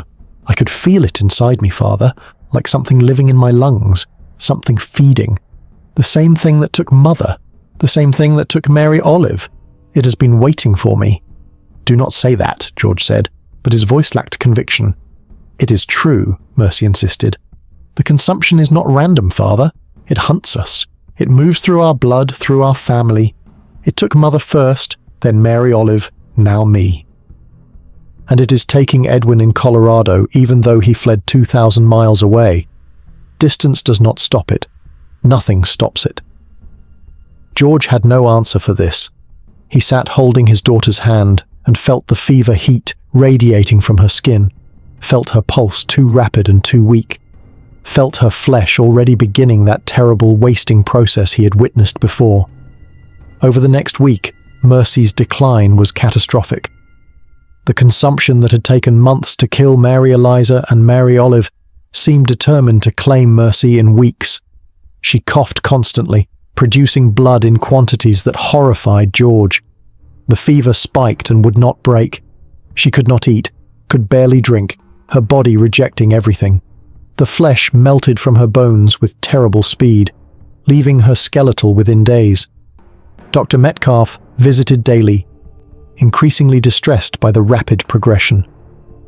"I have never seen consumption move this quickly," he told George. "It is as if the disease is consuming her at an accelerated rate, as if something beyond normal illness is at work." George heard in those words an opening, a crack in the doctor's certainty about natural causes. "Do you believe," George asked carefully, "that there might be truth to the old beliefs?" that the dead might feed on the living. Dr. Metcalf was silent for a long moment, staring at his medical bag as if it might contain answers he knew it did not. I am a man of science, George. I was trained to trust in natural law, in observable phenomena, in treatments based on understanding of how the body functions. But I have been practicing medicine in Exeter for 20 years, and I have watched consumption destroy families in patterns that defy natural explanation. I have seen it move through bloodlines as if guided by intelligence rather than chance, and I have no cure, no treatment, nothing to offer families except palliation while they watch their loved ones die. That is not an answer to my question, George pressed. The doctor met his eyes. I do not know, George. I do not know if the old beliefs hold truth. I do not know if the dead can rise to feed on the living. But I know that modern medicine has failed your family. I know that Mercy is dying with a rapidity that seems almost supernatural. And I know that if someone offered me a remedy, any remedy, no matter how archaic or superstitious, I would not dismiss it merely because it violated my training. He paused. If you choose to pursue exhumation, if you choose to follow the old practices, I will not oppose you. I may even assist if my participation would be helpful. This was as close to endorsement of the vampire belief as a trained physician could offer, and George understood the courage it required for Dr. Metcalf to admit the limits of his science. Mercy's dreams began almost immediately. She would wake crying out, describing visions of her mother standing at the foot of her bed, reaching toward her with transparent hands. She wants me with her, Mercy would say, her voice weak but certain. Mother is lonely in the grave. She calls to me. She says it will not hurt, that I should stop fighting, that joining her will be peaceful. It is fever dreams, George tried to insist, delirium from the laudanum. But Mercy shook her head. No, Father, Mother is real. I can feel her touching me, feel her drawing something from inside my chest. She's feeding on me, draining me, pulling me toward the grave. And Mary Olive is with her now. They both call to me. They both want me to join them in the darkness. These descriptions terrified George in ways the physical symptoms did not. The fever and blood and wasting were horrible but comprehensible. But Mercy's absolute conviction that her dead mother and sister visited her bedside, that they were actively draining her life, that they wanted her death. This suggested either complete delirium or the truth of the vampire belief. On December 20th, Edwin's latest letter arrived from Colorado. George opened it with trembling hands and read words that destroyed what little hope remained. Father, I am dying. The doctors no longer pretend otherwise. The consumption has won. I am so weak I can barely hold this pen. I cough blood constantly. I cannot eat. I sleep almost all hours and wake exhausted. They tell me it is a matter of days now, perhaps a week if my constitution proves stubborn. I am not afraid of death, Father. I am tired, so tired, and death promises rest. But I am sorry. Sorry to leave you alone. Sorry that I could not be stronger, could not fight harder. Tell Mercy I love her. Tell her I will wait for her on the other side, though I pray she does not join me soon. I love you, Father. Thank you for trying to save me. Thank you for sending me west, for giving me hope even when hope was foolish. I am sorry I could not reward your faith by recovering. Your son, Edwin. George read the letter 3 times, then carried it upstairs to show Mercy. She was awake. Propped on pillows, her breathing laboured and wet. He read Edwin's words aloud, and tears ran down both their faces. We're all dying, Mercy whispered when he finished. The whole family. Mother took us all with her when she died. She could not bear to be alone in the grave, so she reached back for us. First Mary Olive, now Edwin and me. Soon you will be alone, Father, the last Brown, unless the consumption takes you too. I will not let that happen, George said with sudden fierce determination. I will not lose you. I will not lose Edwin. If there is any remedy, any action I can take, I will do it, no matter how terrible, no matter how dark. Mercy looked at him with eyes that seemed to see through to his soul. You are thinking of exhumation, of checking Mother and Mary Olive for the vampire signs, of burning hearts and breaking curses. George did not deny it. If there is any chance such actions might save you and your brother, I must consider them. Then do it, Mercy said. Do not wait until I am dead and buried beside them. Do it now while I still live, while there is still time. If Mother and Mary Olive are truly vampires, If they are feeding on us from their graves, then destroy them. Cut out their hearts and burn them. Break the curse. Save Edwin if you can. Save yourself." She coughed, a terrible rattling sound, and blood flecked her lips. "I am already lost, Father, but perhaps my death can be the last. Perhaps the burning of hearts can stop this before it takes you too." George sat with his daughter through the night, holding her hand, listening to her laboured breathing, watching her slip in and out of consciousness. In the darkest hours before dawn, Mercy spoke again, her voice barely audible. "Mother is here," she whispered, "standing right there at the foot of the bed. She is smiling, Father. She looks young and healthy, the way she did before the consumption took her. She says it is almost time. She says I should not be afraid. She says it is warm in the grave and dark and peaceful, and she has been waiting for me." Mercy's grip on George's hand tightened. "But Father, there is something wrong with her eyes. They are hungry. She is not the mother I remember. She is something else, something that wears mother's face but wants only to feed. Do not let her take you too. Promise me. When I am gone, when Edwin is gone, you must stop her. You must destroy whatever she has become." "I promise," George said, though the words felt like blasphemy. "I will do whatever must be done." Mercy died on January 17th, 1892, at 3 o'clock in the morning. George was holding her hand when her breathing finally ceased, when the struggle ended, when his daughter's body went still and cold. She was 19 years old. She had been sick for 5 weeks. The consumption had devoured her with a speed that seemed impossible, unnatural, as if something beyond disease had been at work. George sat with Mercy's corpse as dawn light filled the room and thought about the promises he'd made. He had sworn to Mary Eliza that he would protect their children. He had sworn to Mercy that he would destroy whatever had taken her. He had promised to do whatever must be done, no matter how dark, no matter how terrible, and now his daughter lay dead. His son was dying in Colorado. His wife and eldest daughter had been dead for years, and George Brown stood alone in a house of ghosts, contemplating actions that civilized people should find unthinkable. But civilization had not saved his family. Medicine had not cured them. Prayer had not protected them. Everything proper and modern and rational had failed. So perhaps it was time to try something improper, archaic, irrational. Perhaps it was time to listen to the whispers, to trust the old beliefs, to consider that sometimes the only way to fight darkness is with darkness.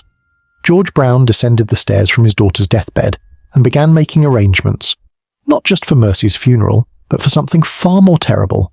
He would bury his daughter beside her mother and sister in Chestnut Hill Cemetery. And then, with the community's support and Dr. Metcalfe's assistance, he would dig them all up again. He would open the graves, he would examine the bodies, and if the signs were present, if liquid blood pooled in desiccated chests, if the vampire curse proved real, he would do what the old beliefs prescribed. He would cut out hearts and burn them to ash.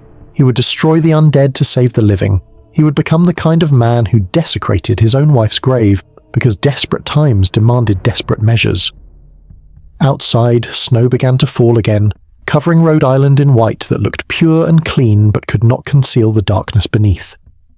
In Colorado, Edwin Brown lay dying, perhaps already dead, beyond any help George could offer. In the bedroom upstairs, Mercy's corpse cooled, beginning its transformation from person to remains.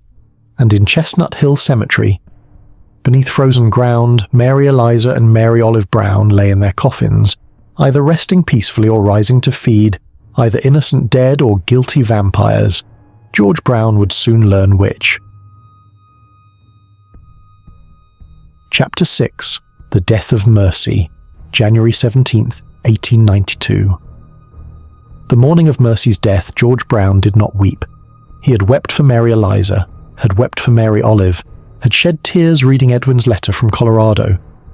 But now, standing in his daughter's bedroom with her corpse still warm on the bed, George felt something colder than grief, harder than sorrow. He felt a terrible clarity, a crystallization of purpose that burned away everything except the necessity of action. Mercy was dead. Edwin was dying. His entire family had been consumed by a disease that moved through them like intelligent malice rather than natural illness. And if there was even the smallest possibility that the old beliefs held truth, that the dead could rise to feed on the living, that hearts burned to ash might break curses. Then George would pursue that possibility regardless of how it violated every modern sensibility. He washed Mercy's body himself, unwilling to let strangers touch his daughter. He dressed her in her best Sunday dress, the blue one she had worn to church services when she was healthy and whole and had decades of life stretching before her. He brushed her dark hair until it shone, arranged it around her pale face, tried to make her look peaceful rather than like a girl who had been devoured from within. But no amount of careful preparation could hide what consumption had done. Mercy's corpse was skeletal, wasted, barely recognizable as the beautiful young woman she'd been just weeks before. Dr. Metcalf came to provide the official death certificate, a formality required by law. The doctor examined the body with clinical detachment that George knew was protective mechanism against the horror of too much death witnessed too often. Consumption, acute and rapid progression, Dr. Metcalf said, recording the cause of death in his ledger. Time of death approximately 3 o'clock this morning, age 19 years. He closed the ledger and looked at George with exhausted eyes. "I'm sorry, George. I wish there had been more I could do." "There was nothing you could do," George said flatly. "Medicine has no cure for what killed my daughter." "But perhaps the old remedies do," Dr. Metcalf nodded slowly. "You intend to pursue exhumation?" "I do. As soon as Mercy is buried, I will request permission from community leaders to exhume all three, Mary Eliza, Mary Olive, and Mercy. I will check them for the signs, and if the signs are present, I will do whatever the old beliefs prescribe." George's voice was steady, emotionless, as if he were discussing crop rotation rather than desecration of his family's graves. "Will you assist?"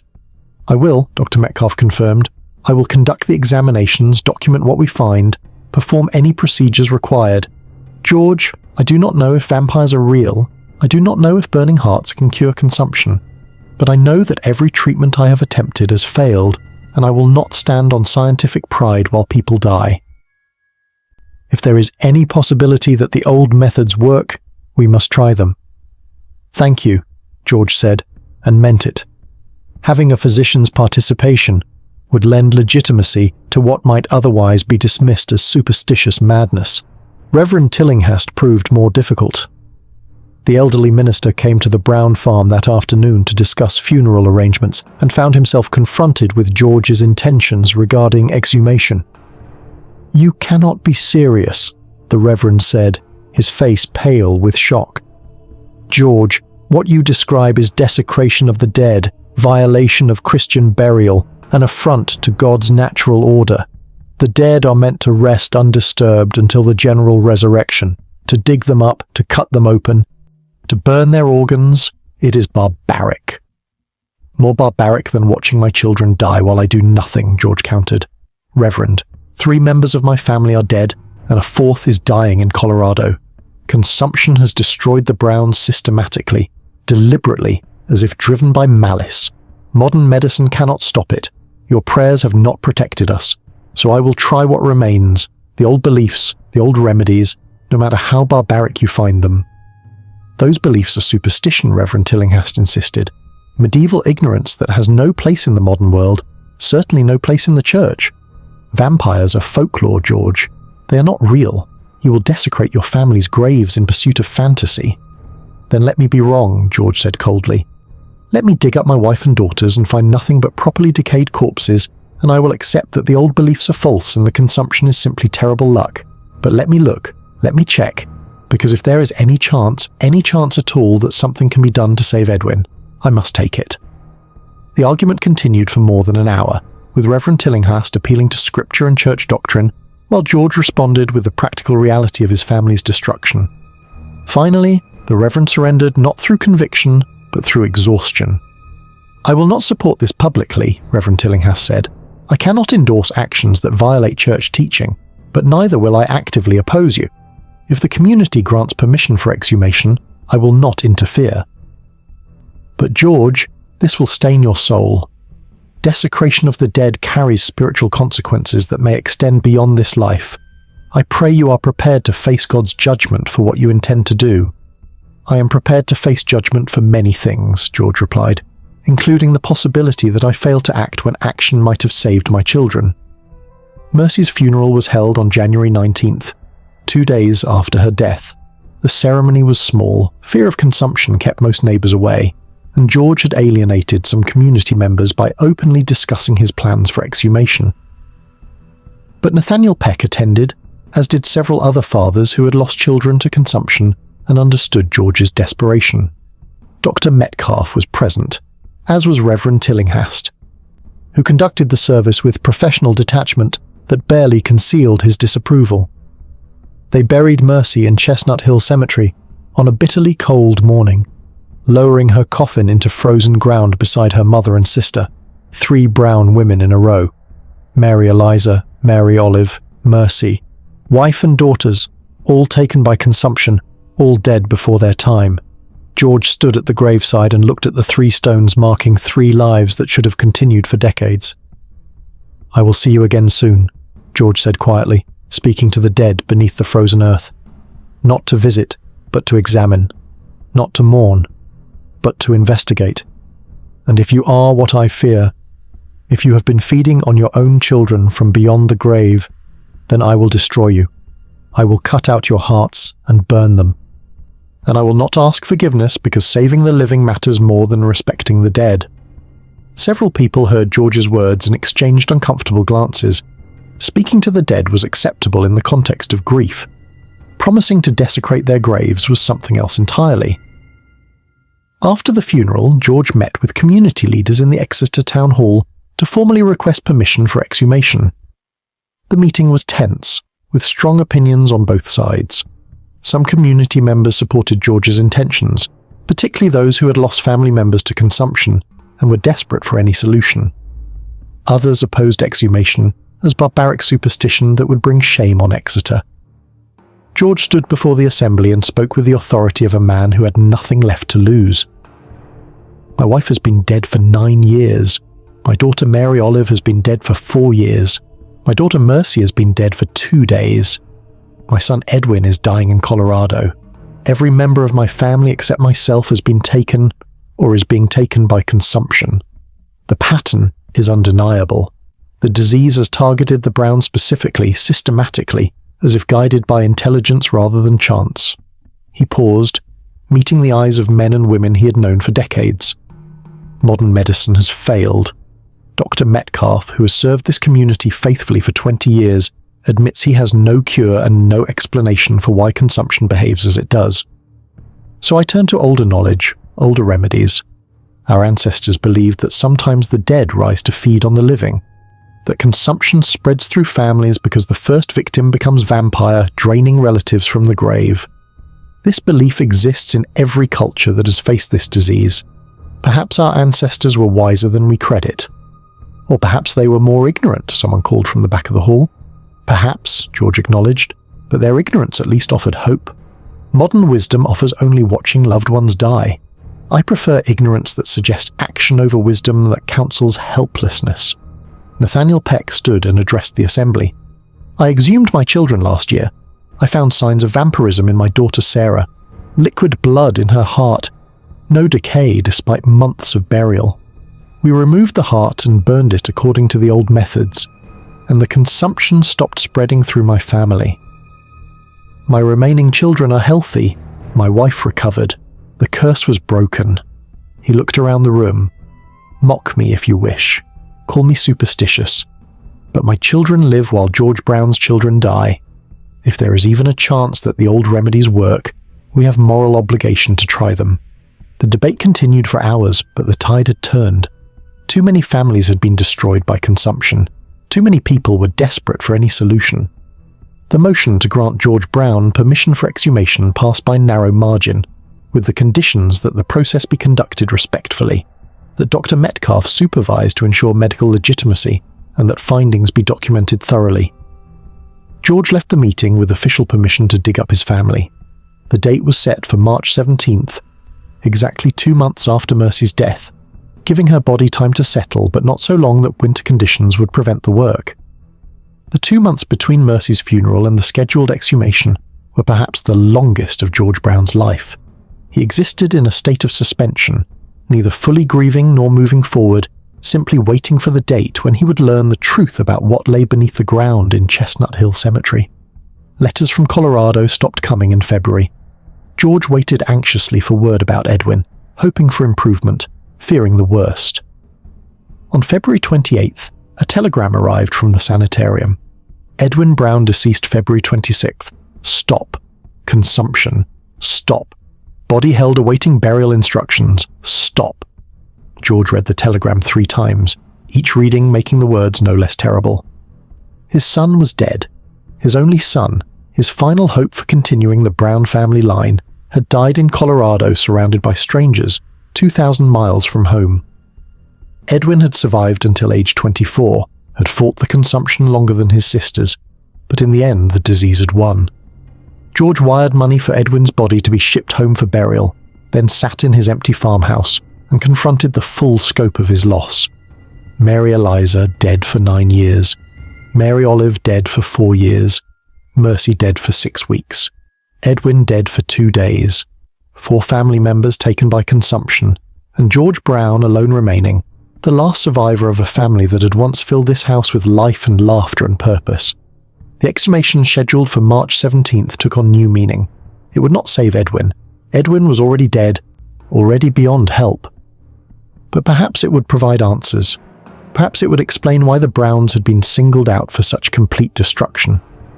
And perhaps, if the old beliefs proved true, George could at least prevent the curse from spreading to other families, could ensure that whatever fed on his relatives would feed no more. On March 10th, Edwin's body arrived by train. George met the coffin at the station and arranged for it to be taken to Chestnut Hill Cemetery, where another grave had been prepared beside his sister's. The funeral was scheduled for March 12th, just 5 days before the planned exhumation. Edwin's funeral was better attended than Mercy's, perhaps because he had died far away and posed no immediate contagion threat. George stood at the graveside and watched his son's coffin lowered into frozen ground, and felt nothing. Grief had exhausted itself. Loss had become so complete that one more death barely registered. He was numb, hollowed out, a man going through motions because motion was preferable to stillness. 4 graves now. Mary Eliza, Mary Olive, Mercy, Edwin. George stood surrounded by the dead and thought about the promises he had made, the actions he had sworn to take, the terrible things he would do in 5 days' time. On March 16th, the day before the exhumation, George walked to Chestnut Hill Cemetery alone. The weather had turned slightly warmer, bringing the first hints of spring thaw. He stood before the 4 graves and spoke aloud to the dead beneath the stones. "Tomorrow I will open 3 of these graves," George said. "Mary Eliza, Mary Olive, Mercy. I will look at your bodies. I will check for the signs, liquid blood, lack of decay, evidence that you are not truly dead. And if those signs are present, I will do what must be done. I will cut out your hearts and burn them. I will destroy whatever you have become." The cemetery was silent except for wind through bare trees. "I loved you," George continued. "All of you. You were my wife, my daughters, the center of my world. But love cannot stay my hand if you have become monsters. If you are feeding on the living from your graves, if you drained your own children, then love becomes irrelevant. The living must be protected even if it means destroying the dead." Still silence. No voices answered, no spirits manifested, no signs appeared. Just graves and stones and frozen ground. "Tomorrow we will know," George said. "Tomorrow the truth will be revealed. And God help me for what I may have to do." He turned and walked away from the cemetery as twilight fell, leaving the dead to their rest, or their feeding, for one final night. Tomorrow the graves would open. Tomorrow the bodies would be examined. Tomorrow George Brown would learn whether his wife and daughters rested peacefully, or whether something more terrible had occurred. Tomorrow the 19th century would collide with medieval belief. Tomorrow science would partner with superstition. Tomorrow a father would desecrate his family's graves in desperate hope that darkness could be fought with darkness.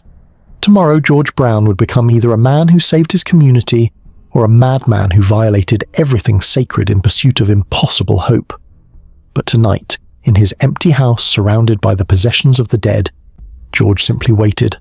The last Brown, the sole survivor, the man who had loved and lost everything, and who would try one final desperate act to give that loss meaning. Chapter 7. The Exhumation, March 17th, 1892.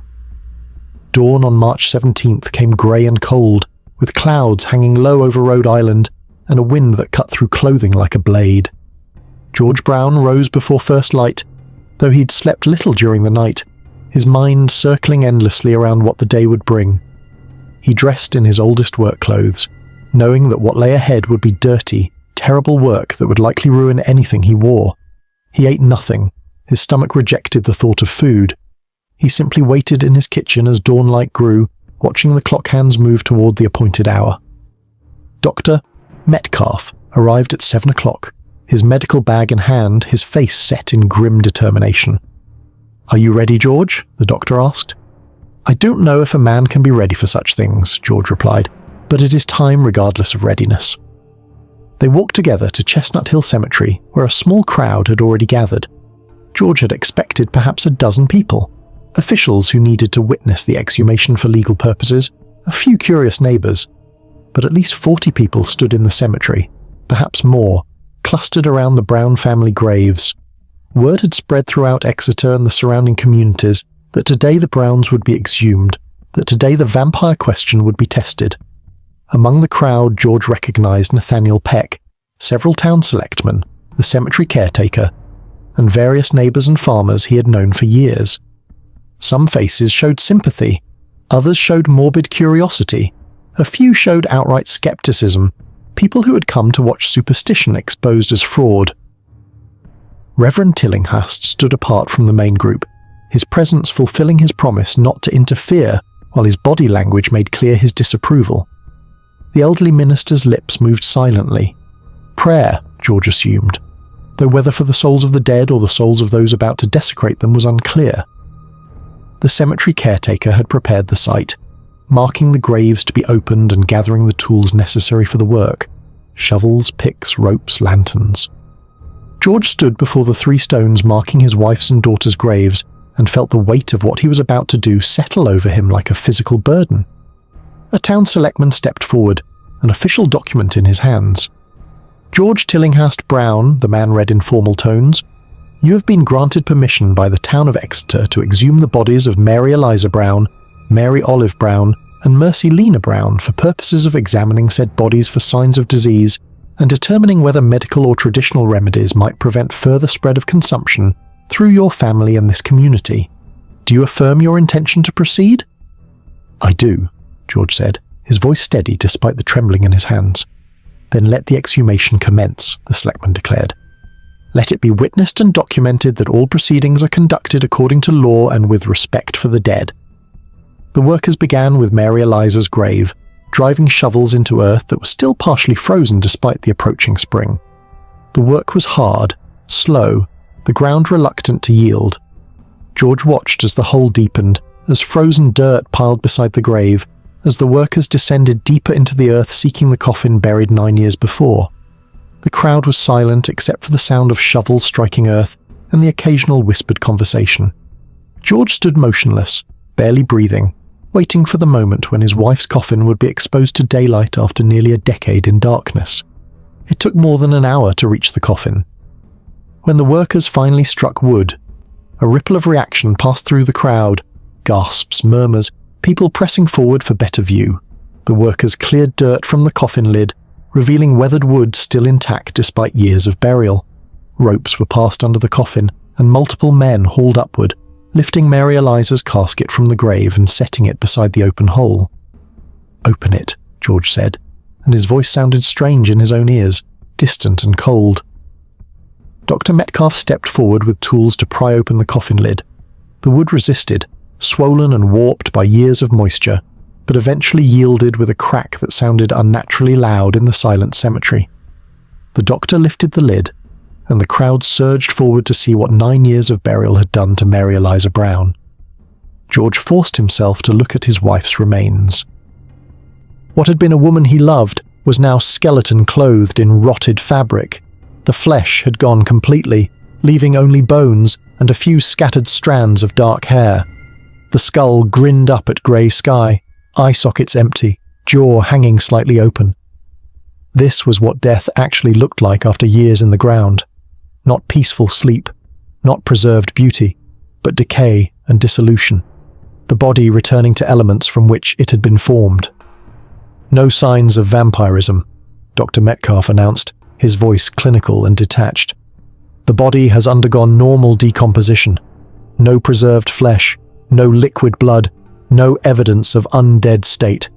Mary Eliza Brown is deceased and properly decayed. Whatever consumed her family members, she is not the source." Relief and disappointment warred in George's chest. Relief that his wife was innocent, that she rested peacefully and had not become monster feeding on her children. Disappointment because this meant the exhumation must continue, that the answer, if answer existed, lay elsewhere.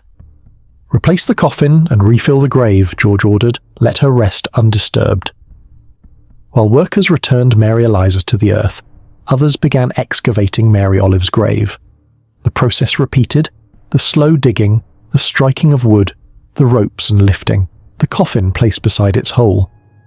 Mary Olive had been dead for 4 years, less time than her mother, but still sufficient for significant decay. Dr. Metcalf opened this coffin as he had the first, and George looked down at what remained of his eldest daughter. More flesh persisted than in Mary Eliza's case. Mary Olive was partly mummified, skin dried and leathery, stretched over bones.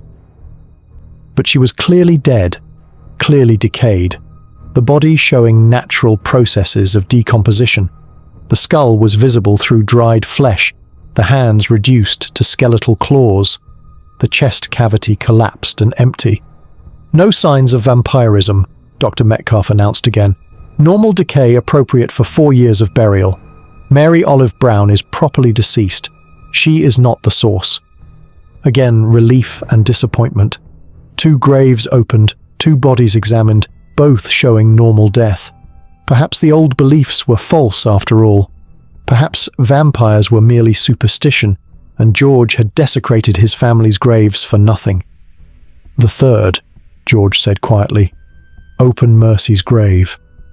This excavation went fastest, because Mercy had been buried just 2 months before, the earth less settled, the coffin closer to the surface.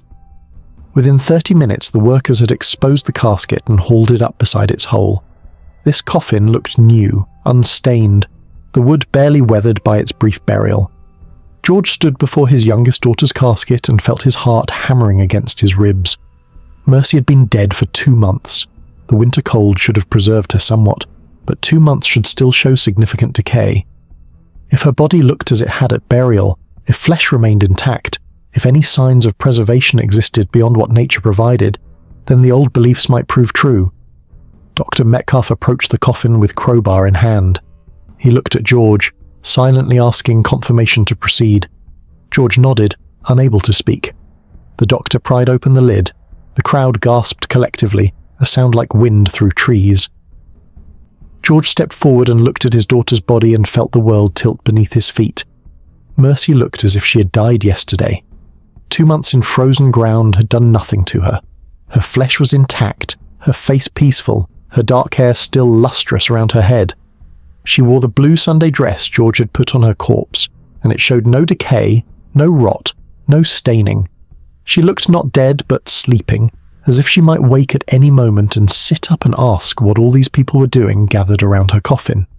"Jesus Christ," someone in the crowd whispered, and it was unclear whether the words were prayer or curse. Dr. Metcalf leaned close, examining Mercy's body with professional attention. He touched her face, her hands, studying the preservation. "No decomposition," he said, his voice tight with tension. "No decay despite 2 months of burial. The body is preserved as if death occurred hours ago rather than weeks." "The winter cold," someone suggested from the crowd. "Frozen ground prevented rot." "Perhaps," Dr. Metcalf acknowledged. "Cold can slow decomposition significantly. But George, we must examine further. We must check for the primary sign." George knew what the doctor meant. Preserved flesh might have natural explanation. But liquid blood in the heart, that was the definitive sign, the evidence that would confirm or deny the vampire belief. "Do it," George said. Dr. Metcalf selected a scalpel from his medical bag. The crowd pressed closer, dozens of witnesses wanting to see, needing to know. The doctor positioned the blade over Mercy's chest, over the sternum where her heart would lie beneath. "This will be unpleasant," Dr. Metcalf warned. "I will need to open the chest cavity to access the heart and lungs. Those who are faint of disposition should look away." No one looked away. Every eye was fixed on Mercy's preserved corpse, on the doctor's blade, on the moment of revelation that would prove or disprove beliefs that had persisted for centuries. Dr. Metcalf cut. The blade sliced through the blue dress, through the preserved flesh beneath, through tissue that should have been rotted but remained intact. He worked methodically, surgically, opening Mercy's chest as he would have during an autopsy. The crowd watched in horrified fascination as the doctor's hands moved with practiced efficiency, cutting through sternum, exposing the cavity that held heart and lungs. And then Dr. Metcalf stopped. His hands froze, his face went pale. "God in heaven," he whispered. "What is it?" George demanded, though part of him already knew, already understood what the doctor had found. Dr. Metcalf stepped back from the coffin, and the crowd surged forward to see. George pushed through the press of bodies and looked into his daughter's open chest. Blood. Liquid blood. Fresh and red, pooling in the heart cavity, filling the pericardial sac. More blood than should exist in a body 2 months dead. The heart itself sat in a pool of blood that looked as if it had just been pumped through living veins. The lungs, visible beside the heart, were engorged with blood, dark red tissue that appeared vital rather than necrotic. The crowd erupted in shouts and exclamations.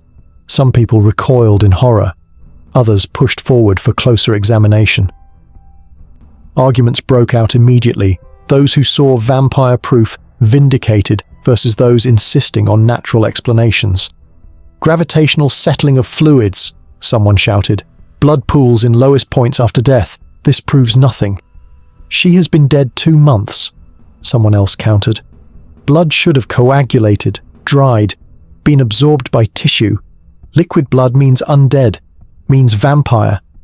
Dr. Metcalf raised his hands for silence, and gradually the crowd quieted. The doctor's face was ashen, but his voice remained steady.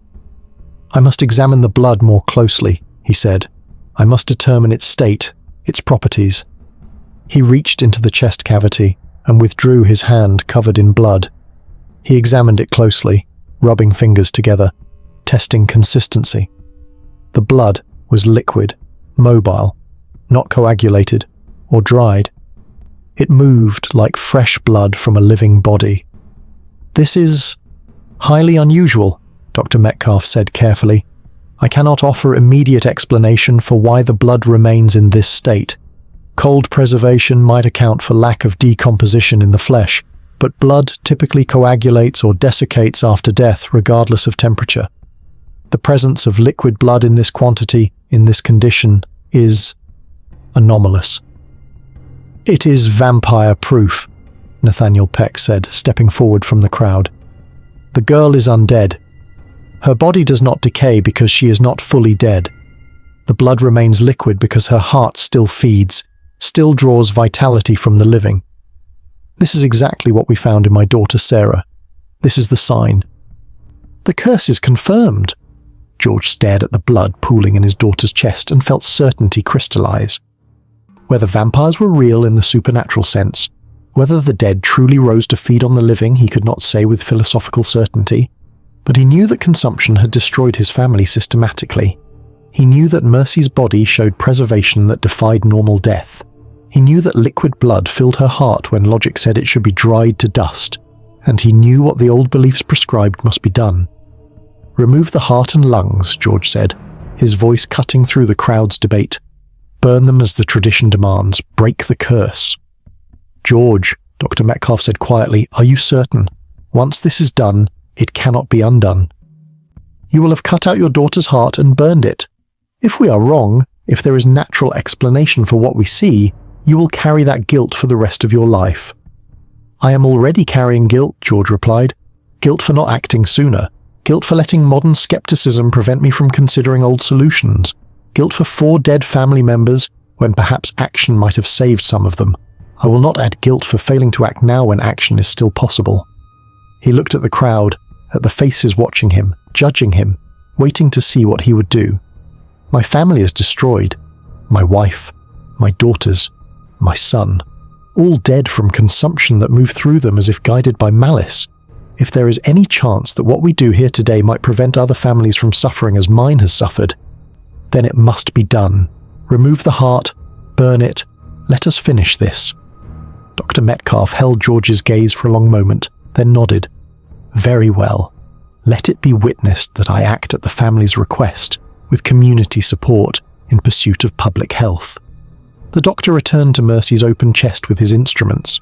What followed was surgical procedure that felt like butchery, medical science perverted to ancient purpose. Dr. Metcalf cut through vessels connecting the heart to the circulatory system, severed attachments holding the organ in place, removed the heart from Mercy's chest with the same precision he would use during any organ removal. The heart came free, dripping blood, and the crowd reacted with gasps and exclamations. Dr. Metcalf held it up for all to see. A human heart, Mercy Brown's heart. Removed from her body 2 months after death, still full of liquid blood that ran down the doctor's hands and arms.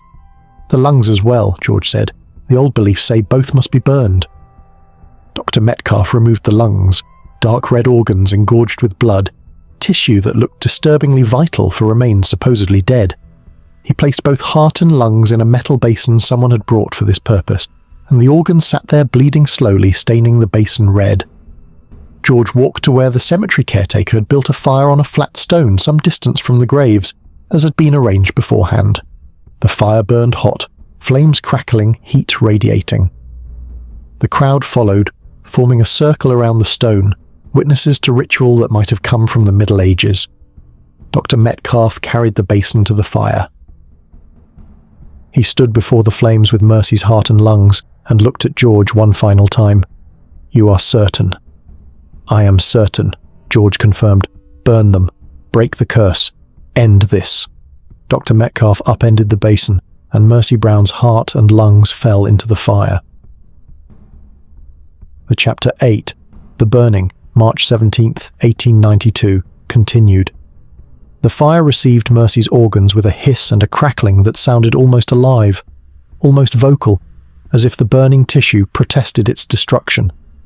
Flames surged higher, fed by blood and flesh, turning from orange to blue-green as fat and fluid combusted.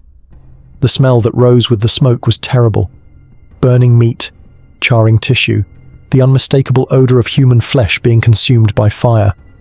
Several people in the crowd turned away, hands over mouths and noses, unable to endure the stench, but most remained, transfixed by the sight of a human heart blackening and shriveling in the flames.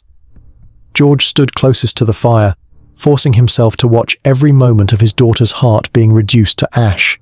This was his choice, his action, his responsibility. He would not look away from what he had commanded. He would witness it completely, would carry the memory of this moment for however many years remained to him. The heart contracted in the heat, muscle tissue tightening one final time as if attempting one last beat. The lungs hissed and spat as air pockets within them expanded and burst. Blood boiled out of the organs, running in smoking rivulets across the stone before evaporating in the intense heat. The tissue blackened, cracked, split open to reveal interior chambers and structures, all of which continued burning until nothing remained but twisted char. It took perhaps 20 minutes for the organs to burn completely. 20 minutes during which 40 witnesses stood in silence, watching ancient ritual performed in their modern cemetery, watching medicine and folk belief merge in desperate attempt to fight disease that had defied all conventional intervention. Some people prayed, others simply stared. A few wept, though whether from horror or grief or relief was unclear. When the flames finally died down, when the last fragments of heart and lung had been reduced to ash and cinder, Dr. Metcalf stepped forward with a metal scraper and carefully collected the remains. The ashes filled a small ceramic vial, bits of bone and charred tissue mixed with carbon, all that remained of Mercy Brown's heart and lungs. "According to the old traditions," Dr. Metcalf said, addressing the crowd, "these ashes should be mixed with water or medicine and consumed by the afflicted family member. The belief is that this returns the stolen vitality, breaks the vampire's hold, and cures the consumption." "Edwin is dead," someone in the crowd said quietly. There is no one left to cure. The words hung in the cold air, a reminder of the terrible irony of this moment. They had discovered the signs, had found the vampire proof, had performed the prescribed remedy, all too late to save the living Browns. If Mercy had truly been feeding on Edwin from her grave, then the burning of her heart came weeks too late to save him. Edwin had died in Colorado while his sister's body lay preserved in Rhode Island soil, and the distance between them had not prevented whatever connection the consumption created. George took the vial of ashes from Dr. Metcalf and held it, feeling the warmth still radiating from the burned tissue. His daughter's heart, reduced to powder, light and insubstantial in his hand. "Edwin may be beyond help," George said, his voice carrying across the silent cemetery. "But perhaps this will protect others. If Mercy was vampire, if she fed from the grave, then her destruction ensures she can feed no more. Other families may be spared what mine has suffered." He turned to address the crowd directly. "Let this be witnessed and remembered. Let it be known that George Brown, having lost wife and 3 children to consumption, having watched his family destroyed by disease that no doctor could cure, took action according to the old beliefs. We found signs, preserved flesh, liquid blood, that suggested undead state. We performed the prescribed remedy, removal and burning of the heart. Whether this was superstition or wisdom, whether vampires are real or folklore, I cannot say with certainty. But I know my family is dead, and I know I did what the old knowledge said must be done." Nathaniel Peck stepped forward and placed a hand on George's shoulder. "You did right, George. You acted when action was necessary. You chose hope over passivity. If more fathers had your courage, perhaps fewer children would die." But not everyone in the crowd agreed. A voice called out from the back, someone George did not recognize. "You desecrated your daughter's grave. You cut out her heart like a butcher. You burned her remains based on medieval superstition. This is not courage, it is madness." "Then let it be madness," George replied, his voice hard. "Let it be superstition and desecration and medieval practice. But it is action, which is more than modern medicine offered. Dr. Metcalf, for all his training and dedication, could only watch my family die. The old beliefs at least suggested something could be done. If I am mad for trying, then I accept madness over helpless sanity." Arguments erupted throughout the crowd, believers defending the ritual's necessity, while skeptics condemned it as barbaric ignorance. Reverend Tillinghast pushed through the press of people to confront George directly. "You have stained your soul today, George Brown," the Reverend said, his voice shaking with emotion. "You have violated God's order, desecrated the dead, performed pagan ritual in Christian cemetery. I pray you find forgiveness, but I fear you have committed sin beyond easy absolution." "Then I will face judgment for it," George replied. "I will stand before God and explain that I chose action over passivity, that I tried to save what remained of my family even if the effort came too late. If God condemns me for that, then his mercy is less than I believed." The Reverend recoiled as if struck, then turned and walked away, his back rigid with anger and grief. He had known the Browns for decades, had baptized the children, married George and Mary Eliza, conducted funerals for all the dead. This desecration violated everything he believed about proper treatment of the deceased, and he could not reconcile his faith with what he had witnessed. Dr. Metcalf began the somber work of returning Mercy's body to her coffin. The open chest gaped empty where heart and lungs had been removed, a terrible absence that made the corpse look violated, butchered. The doctor arranged Mercy's dress to cover the incision as much as possible, but nothing could truly hide what had been done. Anyone who looked in the coffin would see that something had been taken, that the body was incomplete. "Should we bury her again?"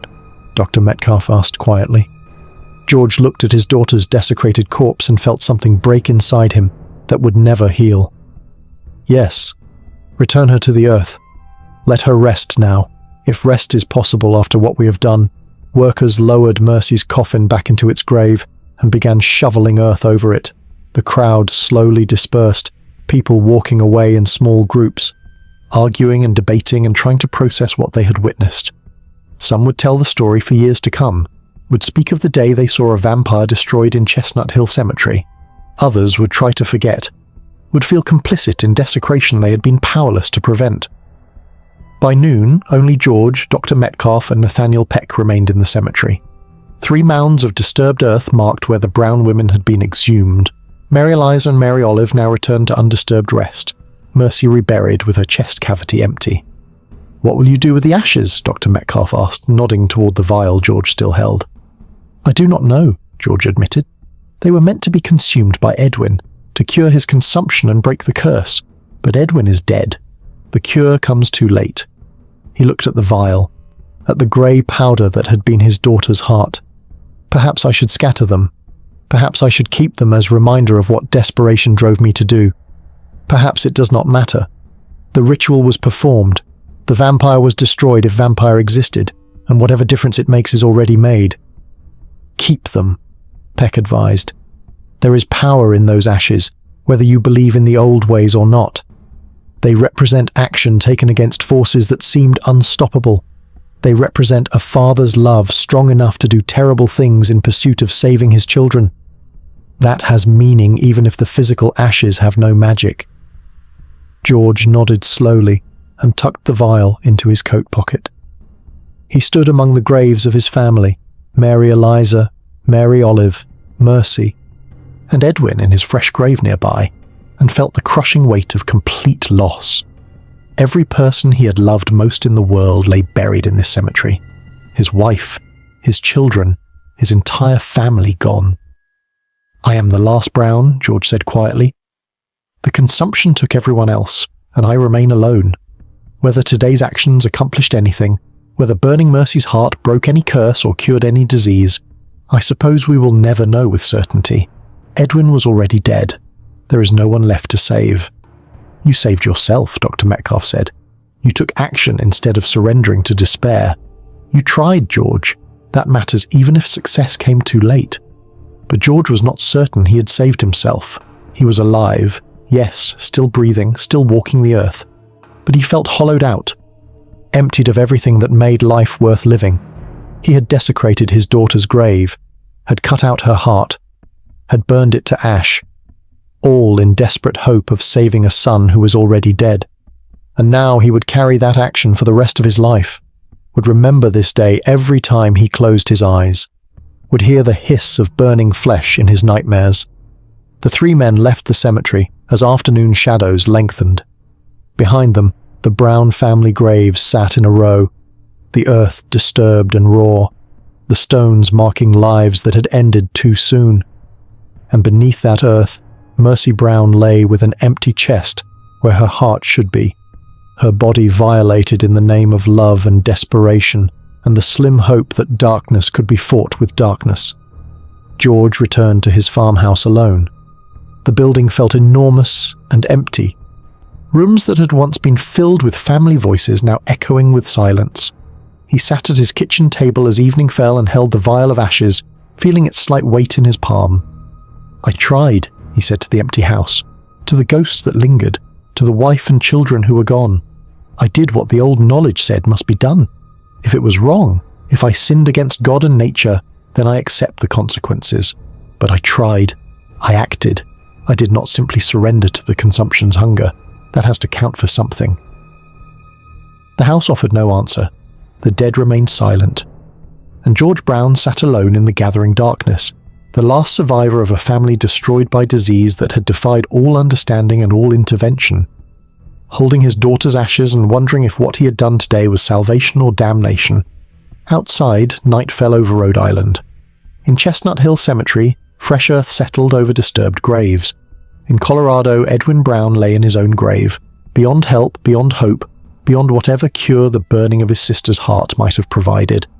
And in farmhouses throughout Exeter, families watched their children for signs of cough, for fever, for the wasting disease that moved through bloodlines like intelligent malice.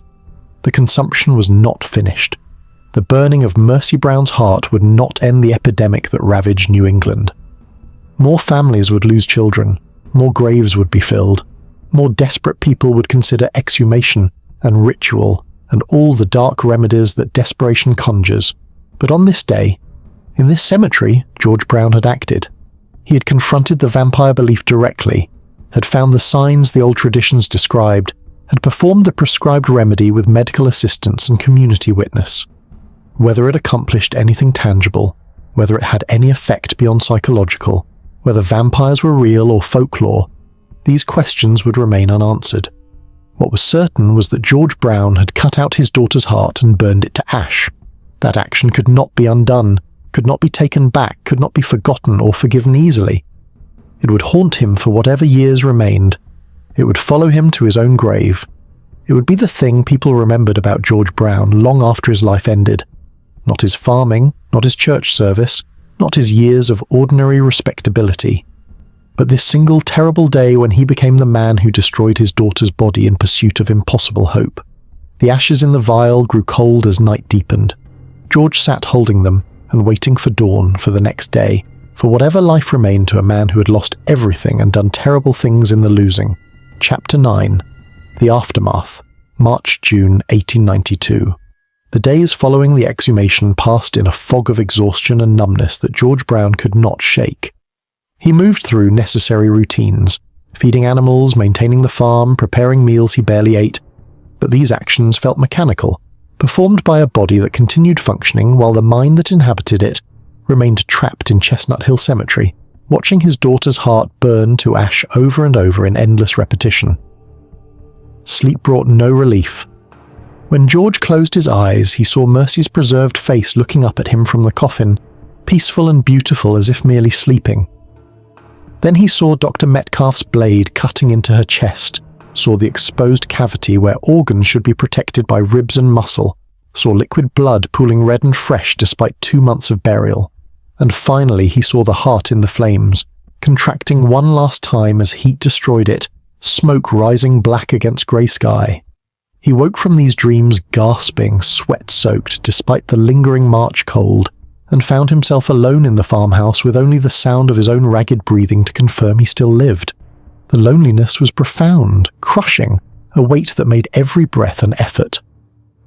For 29 years, George had shared this house with family, first just Mary Eliza, then Mary Eliza and the children, then the children after Mary Eliza's death. Now the house contained only George and the possessions of the dead, and the silence felt like a living thing, oppressive and suffocating. The community's reaction to the exhumation was immediate and divisive. By the evening of March 17th, everyone in Exeter knew what had been done, and by the next day the story had spread to surrounding towns. People took sides with passionate intensity, and the Brown exhumation became the subject of every conversation, every debate, every argument in the markets and churches and taverns of Rhode Island. Those who supported George's actions praised his courage and determination. They spoke of him as a man who had acted when action was necessary, who had tried the old remedies when modern medicine failed, who had at least done something rather than passively watching his family die. Nathaniel Peck became particularly vocal in defense of the exhumation, telling anyone who would listen about his own experience with vampire ritual and how it had saved his remaining children. George Brown did what desperate times demanded, Peck argued in the Exeter Market Square one afternoon, addressing a crowd of neighbours. His entire family was destroyed by consumption that moved through them like deliberate curse. Modern doctors could do nothing. The church could offer only prayers that went unanswered. So George turned to the old knowledge, the old remedies that our ancestors trusted for generations. And what did we find when we opened Mercy Brown's grave? We found liquid blood in her heart 2 months after death. We found flesh that had not decayed. These are the vampire signs, exactly as the old beliefs describe them. George was right to burn her heart. He was right to try breaking the curse, even if the action came too late to save his son. But others condemned the exhumation as barbaric superstition, medieval ignorance that had no place in the modern world. These critics, led vocally by Reverend Tillinghast, spoke of desecration and sin, of violation of God's natural order, of shameful regression to pagan practices that Christianity was supposed to have eliminated. What George Brown did was an abomination, the Reverend preached from his pulpit the Sunday after the exhumation. He violated sacred ground. He desecrated his daughter's body, cutting her open like an animal at slaughter. He burned her heart based on superstitious belief in vampires. Vampires! as if we lived in the Dark Ages rather than the enlightened year of 1892. This community should be ashamed that it permitted such barbarity. We should be ashamed that we stood and watched while a man mutilated his daughter's corpse in pursuit of folklore. The sermon split the congregation. Some members nodded in agreement, believing that the exhumation had indeed been sinful desecration. Others walked out in protest, refusing to sit and hear George Brown condemned when his only crime was desperate love for his dying family. The church, which had been social centre and unifying force for the Exeter community, became site of bitter division. George himself attended that service, sitting in the back pew where he had sat with his family for decades. He listened to Reverend Tillinghast's condemnation without expression, without reaction, and when the service ended, he approached the Reverend directly. "You speak of sin and abomination," George said quietly, his voice steady despite the trembling in his hands. "But where were your prayers when Mary Eliza died? Where was God's mercy when Mary Olive wasted away? Where was divine intervention when mercy declined in 5 weeks and Edwin died 2,000 miles from home? I prayed, Reverend. I prayed more than any man should have to pray. I begged God to spare my family, and my prayers were not answered." "God's ways are mysterious," Reverend Tillinghast replied, his tone softening slightly. "We cannot always understand his purposes. But George, that does not justify. It justifies trying anything that might save what I loved," George interrupted.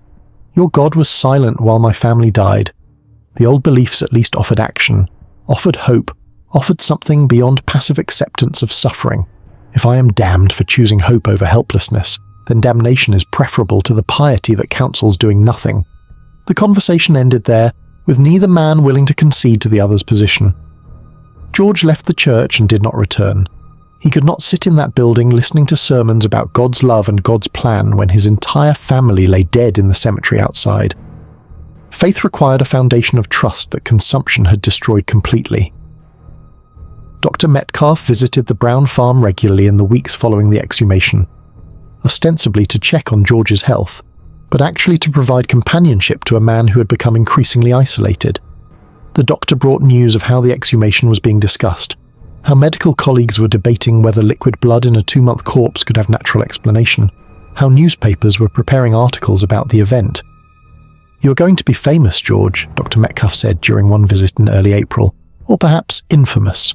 Reporters from Providence have been asking questions. The medical community is interested because the exhumation was conducted with physician participation and documentation. This will not remain a local story." George had not considered that the exhumation might attract attention beyond Exeter. He had been focused entirely on the immediate, the ritual, the burning, the desperate hope that it might save Edwin. The idea that his actions would be examined by strangers, judged by people who had not watched their families destroyed, reported in newspapers across Rhode Island and perhaps beyond, this troubled him deeply. "What are people saying?" George asked. "Beyond our community, what conclusions are being drawn?" "It varies," Dr. Metcalf said carefully.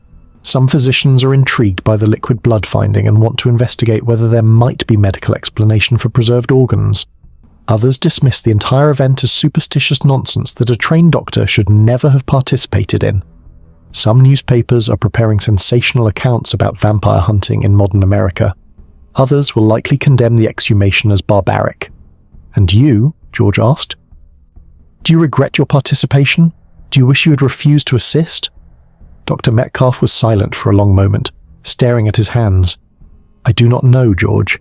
As a physician, I was trained to trust in science, in observable natural law, in treatments based on understanding of how the body functions. What we did in that cemetery violated everything I was taught. It was medieval practice performed in the modern age.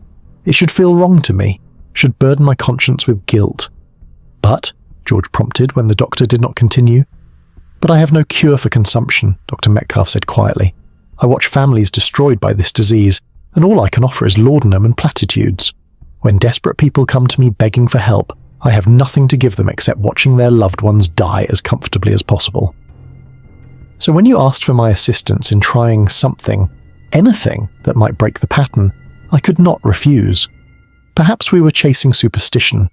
Perhaps the liquid blood had natural explanation we did not recognize. But at least we tried, George. At least we acted instead of simply accepting the inevitable. The two men sat in companionable silence, united by participation in an event that would define both of them for whatever years remained. They had crossed a line together, had stepped from the modern into the medieval, had become men who cut out hearts and burned them in desperate pursuit of hope. That shared experience created bond that transcended ordinary friendship. In late April, George received a letter that had been forwarded from Colorado. The return address was the sanitarium where Edwin had died, and George opened it with trembling hands, uncertain what communication might come from that place now. The letter was from one of the sanitarium physicians who had treated Edwin. The doctor expressed condolences for Edwin's death, then continued with information that struck George like a physical blow. "I write to inform you of a curious development regarding your son's final weeks. In mid-March, approximately 2 weeks before his death, Edwin reported a change in his condition. He said that he felt suddenly lighter, as if some weight that had been pressing on his chest for months had lifted. His cough, while still present, seemed less severe. His appetite improved slightly. For several days we hoped that he might be turning a corner, that his constitution might be rallying against the disease. However, this improvement proved temporary. By late March, Edwin had declined again, and entered the final stage that led to his death on February 26th. Note, this appears to be an error in the letter, as Edwin died February 26th, but the improvement was reported in March, suggesting confusion in dates by the sanitarium physician. I mention this only because Edwin himself believed there was significance to the timing. He spoke several times about his sister Mercy, saying that he felt her presence lifting from him, that something that had been draining him had stopped. He was quite insistent about this, though fever may have influenced his perceptions. "I thought you should know that your son's final days included this brief period of hope, even though that hope proved unfounded." George read the letter 3 times, trying to understand its implications. Edwin had felt improvement in mid-March, exactly when Mercy's heart was being burned. Edwin had felt something lift from him, had spoken of his sister's presence departing, had experienced brief relief from the crushing weight of consumption. Was this merely coincidence, fever delusion from a dying man, or was it evidence that the ritual had worked, that burning Mercy's heart had broken whatever connection existed between the dead and the living, but the breaking came too late to save Edwin because the disease was already too advanced? George showed the letter to Dr. Metcalf during the doctor's next visit. Metcalf read it carefully, cleaned his spectacles, read it again. "This is interesting," the doctor said carefully. "Timing-wise, if Edwin experienced relief in mid-March, that would correspond to when we burned Mercy's heart. But George, correlation does not prove causation. Edwin may have experienced a temporary rally that had nothing to do with our actions. Consumption often creates false hope. Patients seem to improve briefly before final decline. We cannot know if the ritual affected him." "But we cannot know that it did not," George countered. Edwin felt something change. He specifically mentioned Mercy. He experienced relief at the exact time we destroyed what the old beliefs would call the vampire feeding on him. Perhaps we did break the connection. Perhaps the ritual worked exactly as it was supposed to work, but Edwin was already too far gone to save. "Perhaps," Dr. Metcalf agreed quietly. "Or perhaps we are seeing patterns where only coincidence exists because we desperately want our actions to have meant something. The mind is very good at finding significance in random events when we need that significance to justify difficult choices." George folded the letter carefully and placed it in the box where he kept important documents. Whatever the truth about Edwin's brief improvement, whatever the explanation for its timing, George chose to believe that the ritual had worked. He chose to believe that burning Mercy's heart had broken the vampire's hold on her brother. He chose to believe that his terrible actions had accomplished something, even if that something came too late. Because the alternative, that he had desecrated his daughter's grave for nothing, that the liquid blood meant nothing, that the old beliefs were mere superstition, was unbearable. George needed to believe that his actions had meaning, that his sacrifice of propriety and peace of mind had purchased something valuable, even if it had not purchased his son's life. As spring progressed towards summer, George's isolation deepened. Many neighbours avoided him. uncomfortable with what he had done, uncertain how to interact with a man who had cut out his daughter's heart. Some people crossed to the opposite side of the road when they saw George approaching in town. Others whispered when he entered the market, conversations stopping when he came too close. The children of Exeter, with the casual cruelty of youth, began avoiding the Brown farm entirely. They believed the property was cursed, that George himself might be contaminated by the vampire he had destroyed, that something dark lingered around the man who had performed such terrible ritual.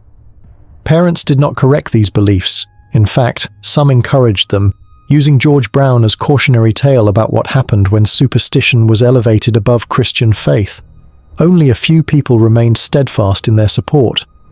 Nathaniel Peck visited regularly, the two men bonding over their shared experience of exhumation and burning.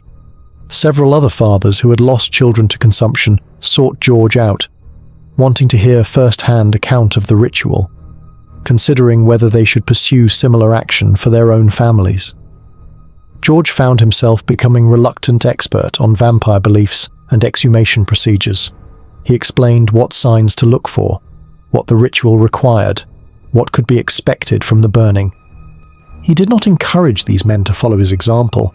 He was not certain enough of his own choices to advocate for others to make them, but he provided information honestly when asked. The liquid blood was undeniable, George told one father whose daughter had recently died of consumption. 2 months in frozen ground and Mercy's heart was full of fresh blood. That is not natural decay. Something was wrong, something the old beliefs would call undead state. But I cannot tell you with certainty that burning her heart cured anything. Edwin still died. The consumption took him despite the ritual. Perhaps it worked but came too late. Perhaps it did nothing at all. I acted because action felt necessary, but I cannot prove that action accomplished anything. But you would do it again, the father pressed. If you could go back, knowing what you know now, would you still open Mercy's grave and burn her heart? George considered this question carefully. Would he do it again? Would he choose that terrible day again, knowing it would not save Edwin, knowing it would make him pariah in his own community, knowing he would carry the memory of his daughter's burning heart for the rest of his life? Yes, George said finally, I would do it again, because the alternative was doing nothing, watching my family die while passively accepting that no remedy existed. At least I tried. At least I acted. That has to be worth something, even if success was not achieved. The father nodded, understanding in his eyes. Thank you, George. Your courage gives me hope that perhaps I can be equally strong if the consumption comes for my remaining children. But George did not feel courageous.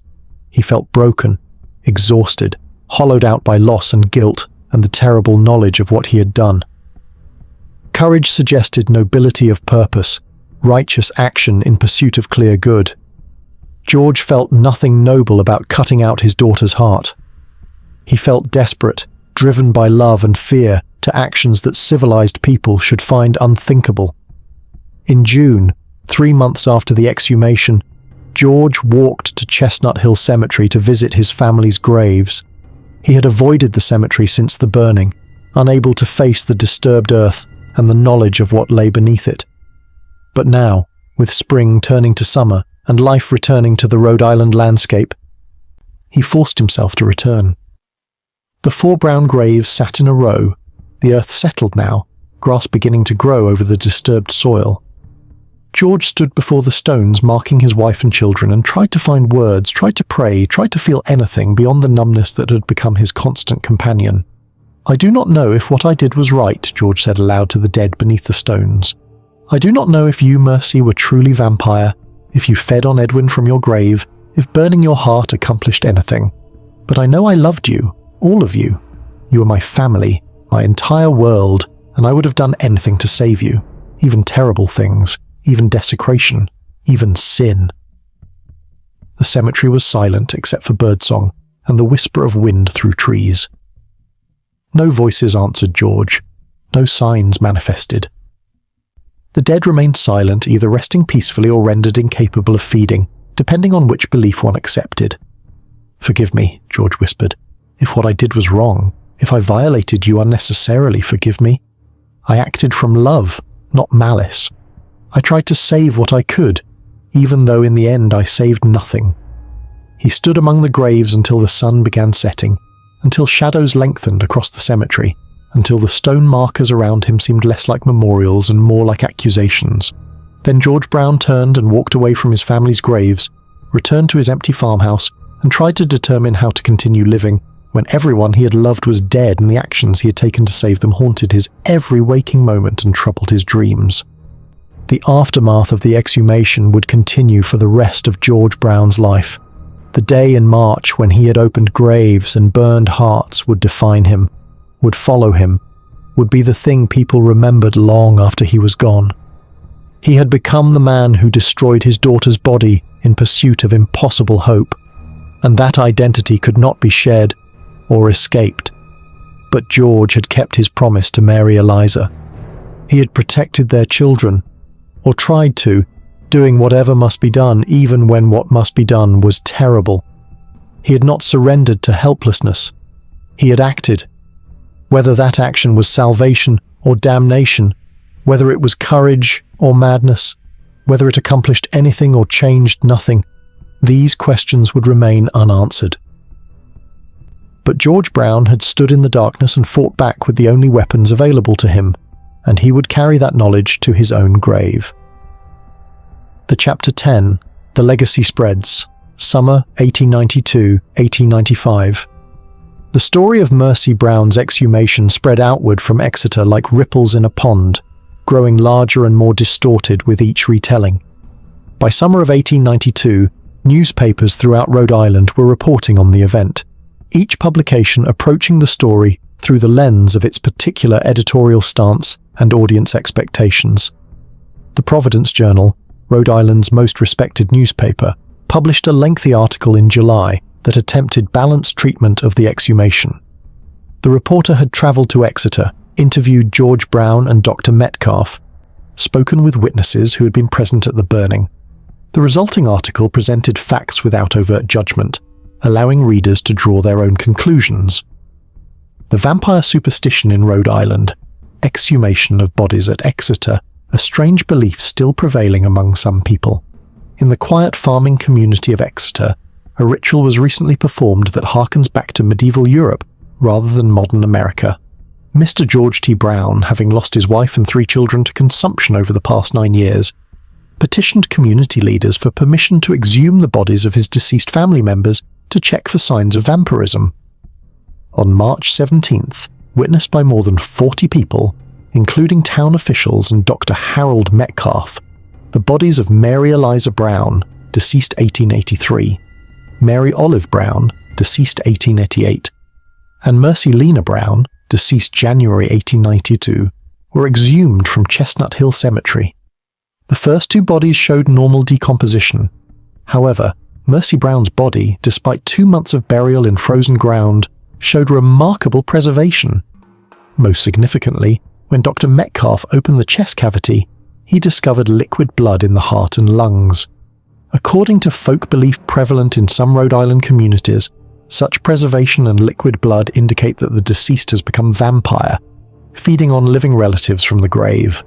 The prescribed remedy is removal and burning of the heart and lungs. This was duly performed, with the organs burned on a stone in the cemetery while witnesses observed. Mr. Brown's son Edwin had been suffering from consumption in Colorado and died just weeks before the exhumation. The elder Mr. Brown states that he acted in hope of saving his son and breaking what he believed was a curse affecting his family. Medical professionals are divided on the significance of the liquid blood finding.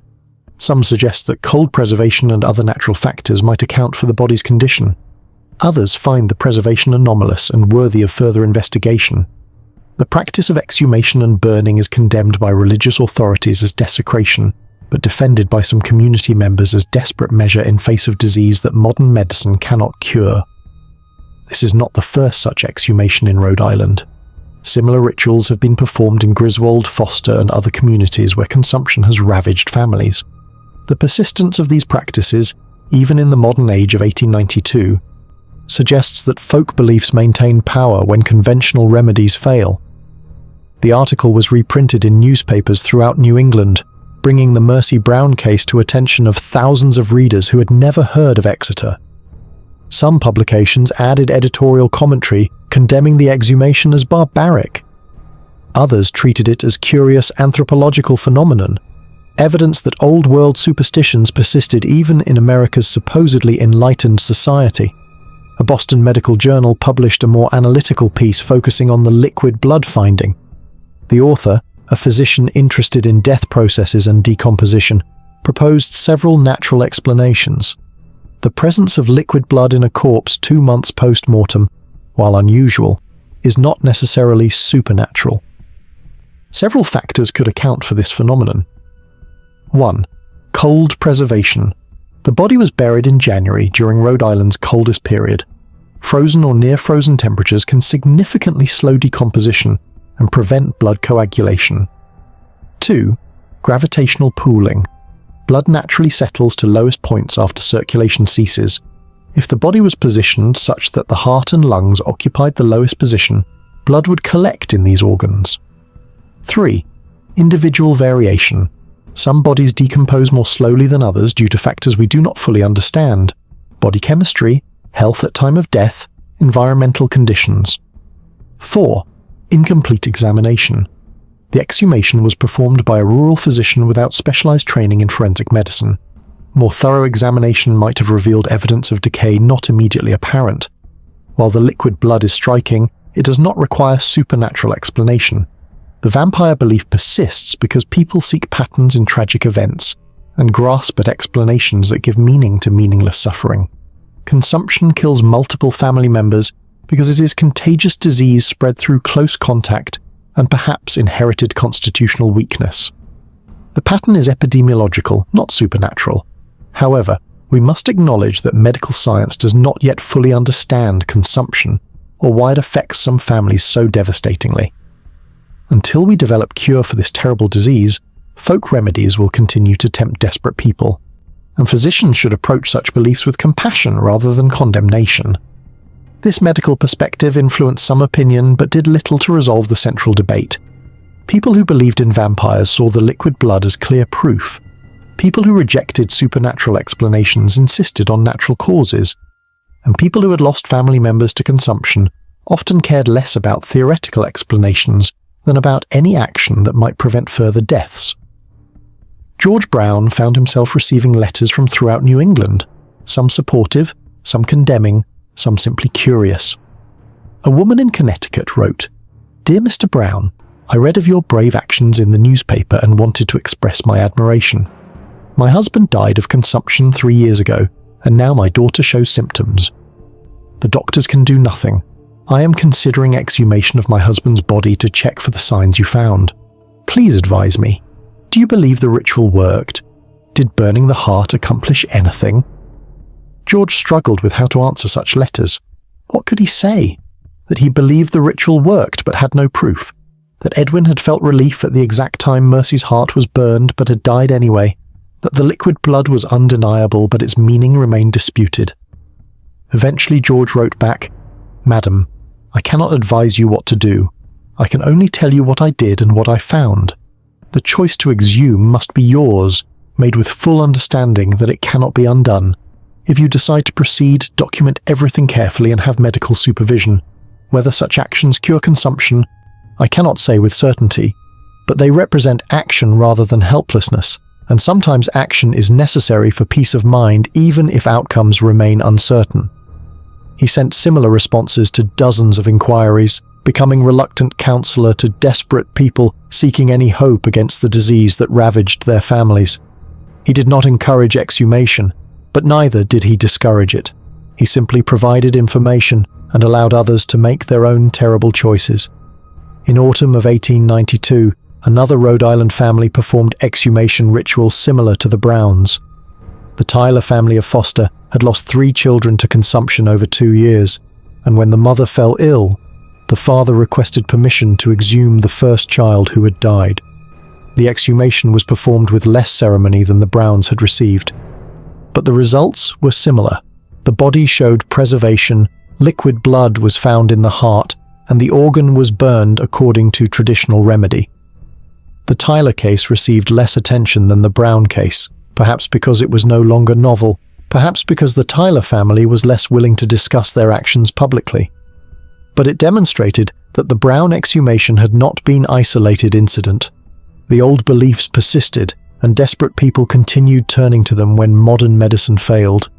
By 1893, medical researchers were beginning to study consumption more systematically, trying to understand why it spread through families and how it might be prevented or cured. The discovery of the tuberculosis bacterium was recent. Robert Koch had identified it in 1882, but translating that discovery into practical treatment remained elusive. Doctors knew consumption was caused by microscopic organism transmitted through air and close contact, but they had no cure, no vaccine, no intervention that consistently saved patients. This gap between understanding and treatment meant that folk beliefs continued to coexist with medical science. People could accept that consumption was bacterial infection, while simultaneously believing that some cases involved supernatural element, that the dead could feed on the living, that burning hearts could break curses. The two frameworks, scientific and supernatural, were not necessarily contradictory in the minds of people who watched their families destroyed despite medical knowledge. Dr. Metcalf published a paper in a regional medical journal in 1894 describing the Brown exhumation and discussing the tension between folk belief and medical practice. As physicians, we're trained to dismiss supernatural explanations and trust in natural law. However, we must acknowledge that our current understanding of consumption is incomplete and our treatments largely ineffective. When patients ask about folk remedies, when families request assistance with exhumation rituals, we face ethical dilemma. Do we refuse based on scientific principle while offering no effective alternative? Or do we participate in practices we believe are superstitious because at least they provide psychological comfort to the bereaved? I chose participation in the Brown exhumation, and I do not entirely regret that choice. The family needed to act, needed to try something, needed to feel they had exhausted all possibilities. My presence ensured the procedure was conducted as respectfully as possible and properly documented. Whether the ritual accomplished anything tangible, I cannot say, but it accomplished something for the family. It provided closure, provided sense of having fought back against the disease, provided framework for understanding their losses. Perhaps that is sufficient justification for physician participation in folk practices. We cannot cure consumption. We cannot stop its spread through families. We cannot offer certainty or hope to the dying, but we can stand beside desperate people as they try whatever remedies their traditions suggest, and we can ensure those remedies are implemented with as much dignity and documentation as possible. The vampire belief will persist until medical science develops effective cure for consumption. Until that day, physicians must choose between rigid adherence to scientific orthodoxy or compassionate flexibility that acknowledges the limits of our current knowledge. The paper was controversial, with some physicians praising Metcalf's honesty, while others condemned his willingness to participate in superstitious practices. The debate continued in medical circles for years, touching on broader questions about the role of physicians, the relationship between science and tradition, and how modern medicine should engage with beliefs it considered false. George Brown largely withdrew from public attention after 1893. He continued farming, continued living alone in the house that had once been full of family, continued existing in the shadow of what he had done. The community slowly reconciled itself to the exhumation. It became part of Exeter's history, something that had happened and could not be changed, gradually fading from immediate controversy into accepted past. But George never truly reconciled himself to his actions. In a letter to Nathaniel Peck in 1894, he wrote, "I still dream of Mercy's heart burning. 2 years have passed since that day in the cemetery, and not a week goes by without the dream returning. Sometimes I see her face looking up at me from the coffin, peaceful and preserved. Sometimes I see the blood pooling in her chest. Always I see the flames, hear the hiss and crackle of burning flesh, smell the terrible odor that I cannot forget no matter how many years pass. Was it worth it? I asked myself this question daily. I found the vampire signs I was searching for. I performed the ritual as the old beliefs prescribed.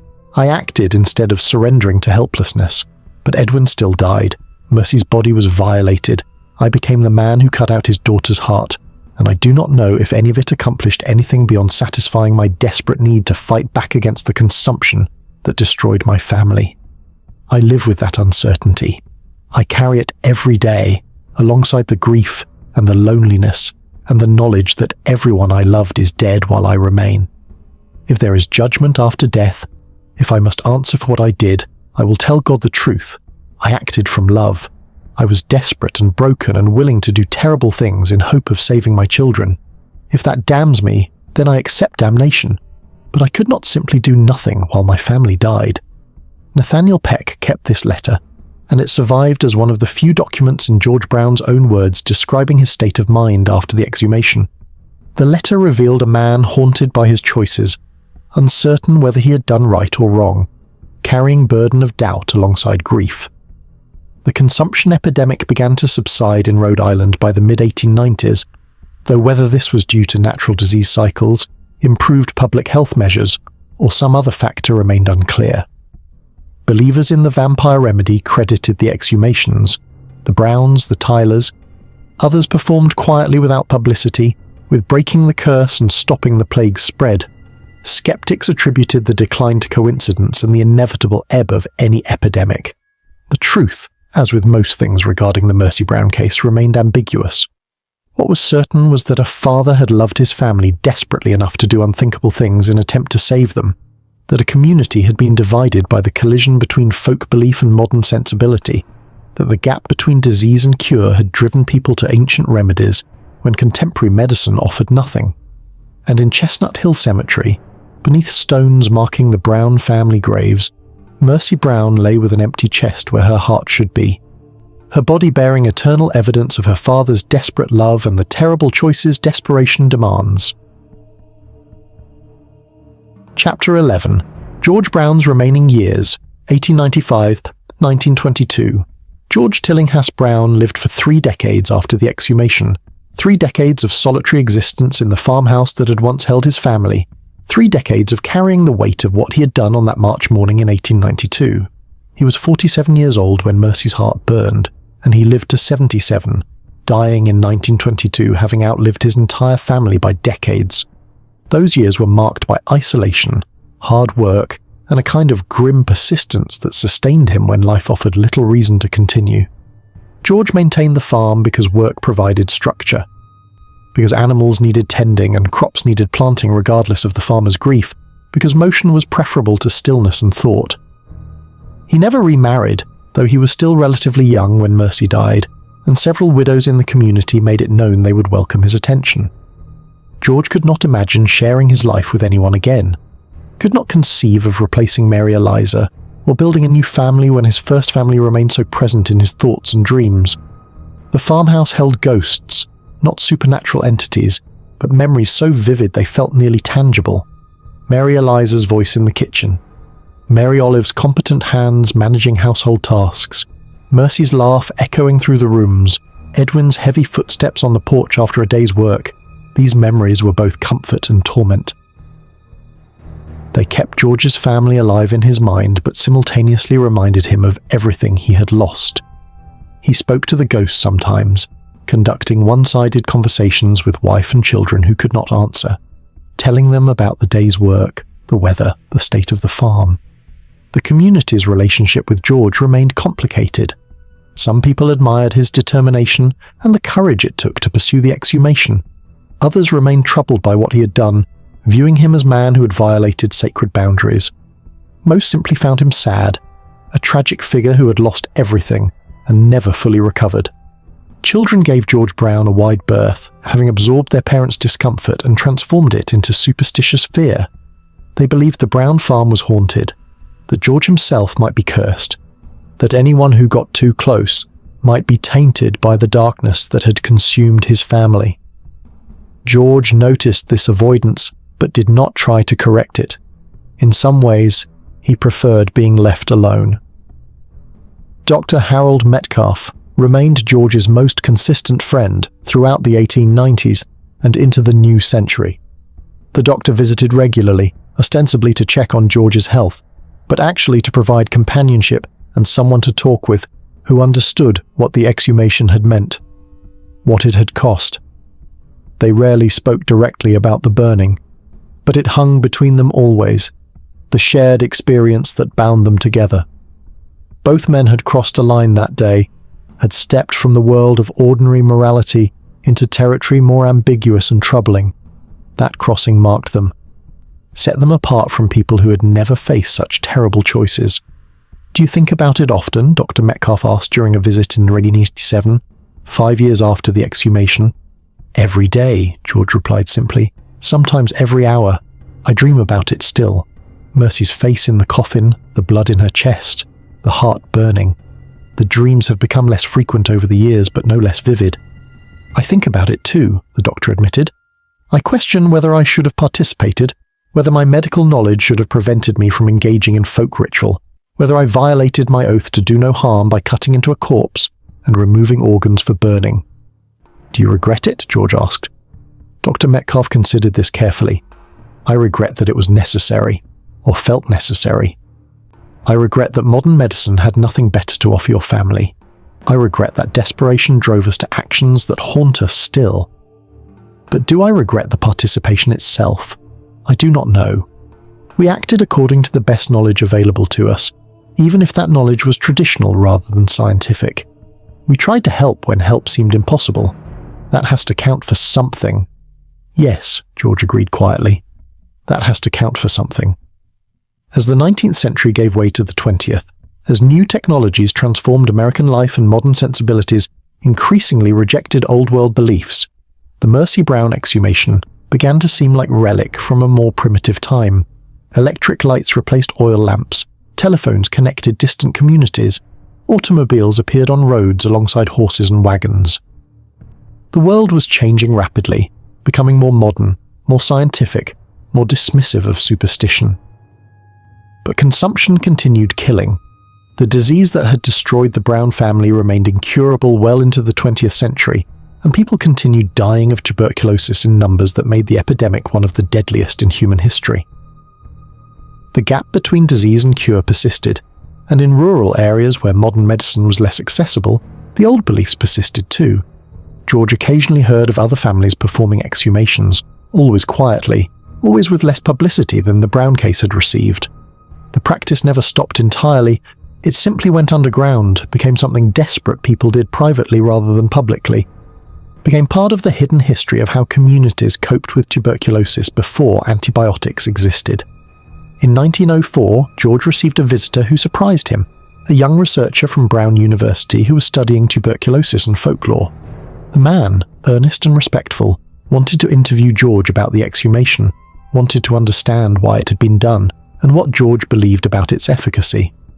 They sat in George's kitchen, and the old man told his story carefully, trying to convey the desperation that had driven his actions without excusing or justifying them.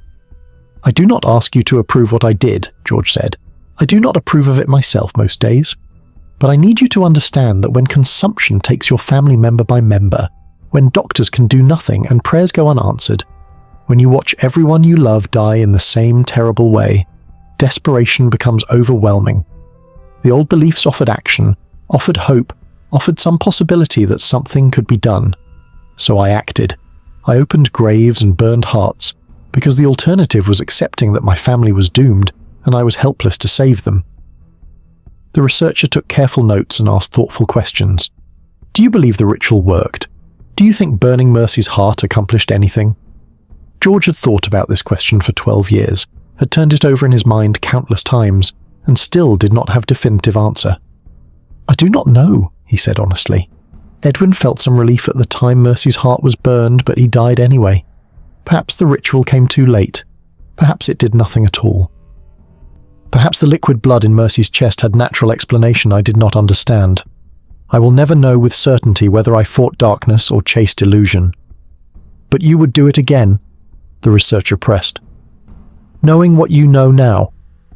"Yes," George said after a long pause. "Because not acting would have meant surrendering, admitting helplessness, accepting that nothing could be done. At least I tried. At least I fought back even if the fight accomplished nothing. That matters to me, even if it matters to no one else." The researcher published his findings in an academic journal in 1906, treating the Brown case as an example of how folk beliefs persist when medical science fails to provide satisfactory solutions. The article was sympathetic but ultimately dismissive of the vampire explanation, concluding that the exhumation represented understandable but misguided response to tragedy. George read the article and felt oddly detached from it. The researcher had tried to understand, had approached the story with respect, but could not truly comprehend what it meant to watch your family destroyed while standing helpless. No one who had not experienced that specific loss could fully understand the desperation that drove men to dig up corpses and burn hearts. As George aged, as his hair whitened and his body weakened, the Brown farm gradually fell into disrepair. He maintained what he could, but one man working alone could not keep up with everything. Fields that had once been carefully tended grew wild. Buildings that needed repair remained damaged. The farm that had supported a family of 6 could barely sustain one elderly man. Neighbours occasionally helped with heavy work, partly from compassion and partly from concern that the Brown property was becoming eyesore. George accepted this assistance with quiet gratitude but never became particularly close to those who helped. He remained fundamentally alone, separated from the community by what he had done and what he had lost. Dr. Metcalf died in 1915, and George felt that loss acutely. The doctor had been his last real connection to the exhumation, the only person who fully understood what that day had meant. Metcalf's death left George as sole survivor of the principals involved, the last person alive who had stood in the cemetery and watched Mercy Brown's heart burn.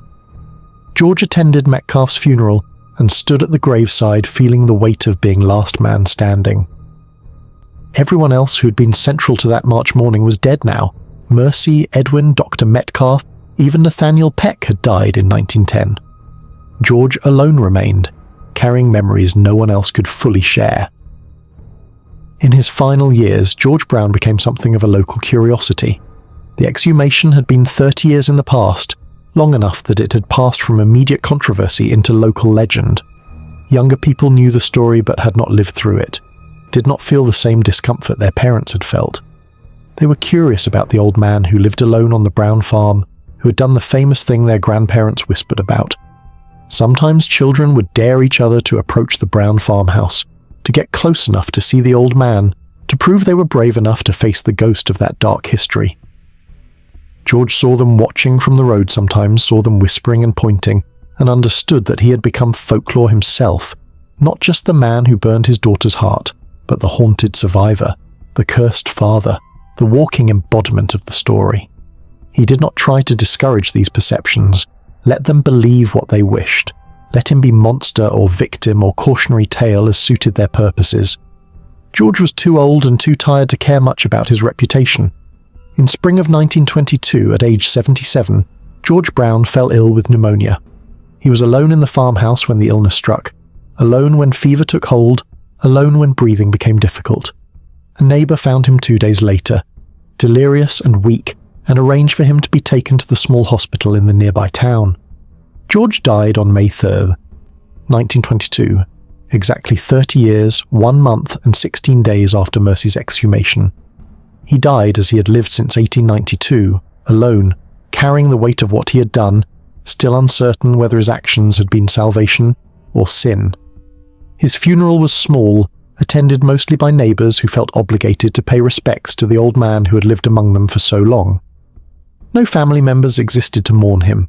The Brown line had ended with Edwin's death 30 years before. The service was brief, the burial efficient. George was laid to rest in Chestnut Hill Cemetery, not in the family plot beside Mary Eliza and his children, but in a separate space some distance away. Whether this separation was George's choice or someone else's decision is unclear. Perhaps he had requested it, feeling himself unworthy of lying beside the family whose graves he had violated. Perhaps the community felt it was more appropriate to bury him apart from those he had exhumed. Or perhaps it was simple logistics. The family plot was full and new space had to be found. Regardless of the reason, George Brown's grave sits separate from his family's in Chestnut Hill Cemetery. Even in death, he remains isolated, set apart by what he did and what he lost. His stone is simple, bearing only his name and dates, George T. Brown, 1845-1922. And in the family plot not far away, 4 stones mark the Browns who died before him: Mary Eliza, Mary Olive, Mercy, Edwin. The family that consumption destroyed, that George tried desperately to save through actions that haunt Rhode Island folklore to this day. The farm was sold after George's death. The property divided and absorbed by neighbours. The house stood empty for years before eventually being torn down. Nothing remains of the Brown farm now except memories and stories, and the graves in Chestnut Hill Cemetery that continue to attract curious visitors more than a century after the exhumation. George Brown lived 30 years after burning his daughter's heart. 30 years of carrying that burden, 30 years of wondering if he had fought darkness or created it.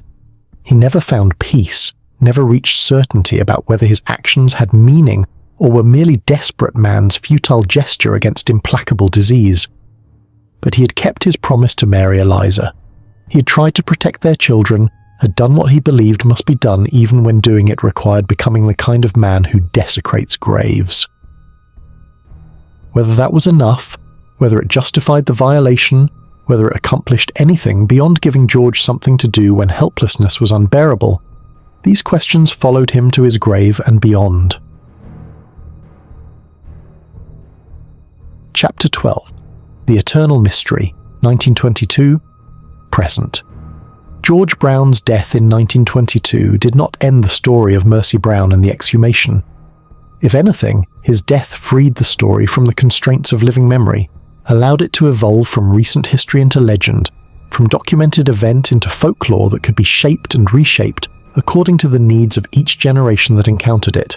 In the decades following George's death, the Brown case became Rhode Island's most famous vampire story, surpassing other similar exhumations because of its timing. Late enough to be well documented with newspaper accounts and medical records, early enough to retain element of the mysterious and supernatural. The story spread beyond local telling, appearing in books about American folklore, in academic studies of folk belief, in collections of New England legends. Each retelling added details not present in the original accounts, or removed elements that did not fit the narrative structure the teller preferred. Mercy became more beautiful, more innocent, more tragic. George became more desperate, more superstitious, more haunted. The liquid blood became more dramatic, the burning more ritualistic. The story grew in the telling, as all stories do, moving gradually from history toward myth. But the core facts remained verifiable, preserved in documents and records that prevented the story from disappearing entirely into fiction. The exhumation had happened. The bodies had been examined. Liquid blood had been found in Mercy's chest. The heart and lungs had been burned. These facts anchored the story to reality, made it more than mere legend, kept it tethered to the actual suffering of real people who had lived and died and made terrible choices in pursuit of hope. Chestnut Hill Cemetery became a destination for the curious, for folklore enthusiasts, for people interested in vampire legends and tuberculosis history. Visitors came to see the Brown family graves, to photograph the stones, to stand where the exhumation had occurred and imagine the scene, the crowd of witnesses, the opened coffins, the burning heart. The cemetery caretakers grew accustomed to these visitors, some of whom were respectful, and others who treated the graves like tourist attraction, leaving offerings or taking souvenirs. Mercy's grave, in particular, attracted attention. People left tokens, coins, flowers, small stones arranged in patterns, as if she were saint rather than girl who had died of tuberculosis and been violated after death. In the 1970s and 1980s, as interest in paranormal phenomena grew in American popular culture, the Mercy Brown case experienced revival of attention. Books about vampires included chapters on the Rhode Island exhumations. Television programs about unsolved mysteries featured segments on the Brown case. Paranormal investigators visited the cemetery with electromagnetic field detectors and recording equipment, searching for evidence of supernatural activity. These investigators reported various phenomena: unexplained cold spots, electromagnetic anomalies, voices captured on recording devices. Some claimed to have documented proof of paranormal activity at Mercy's grave.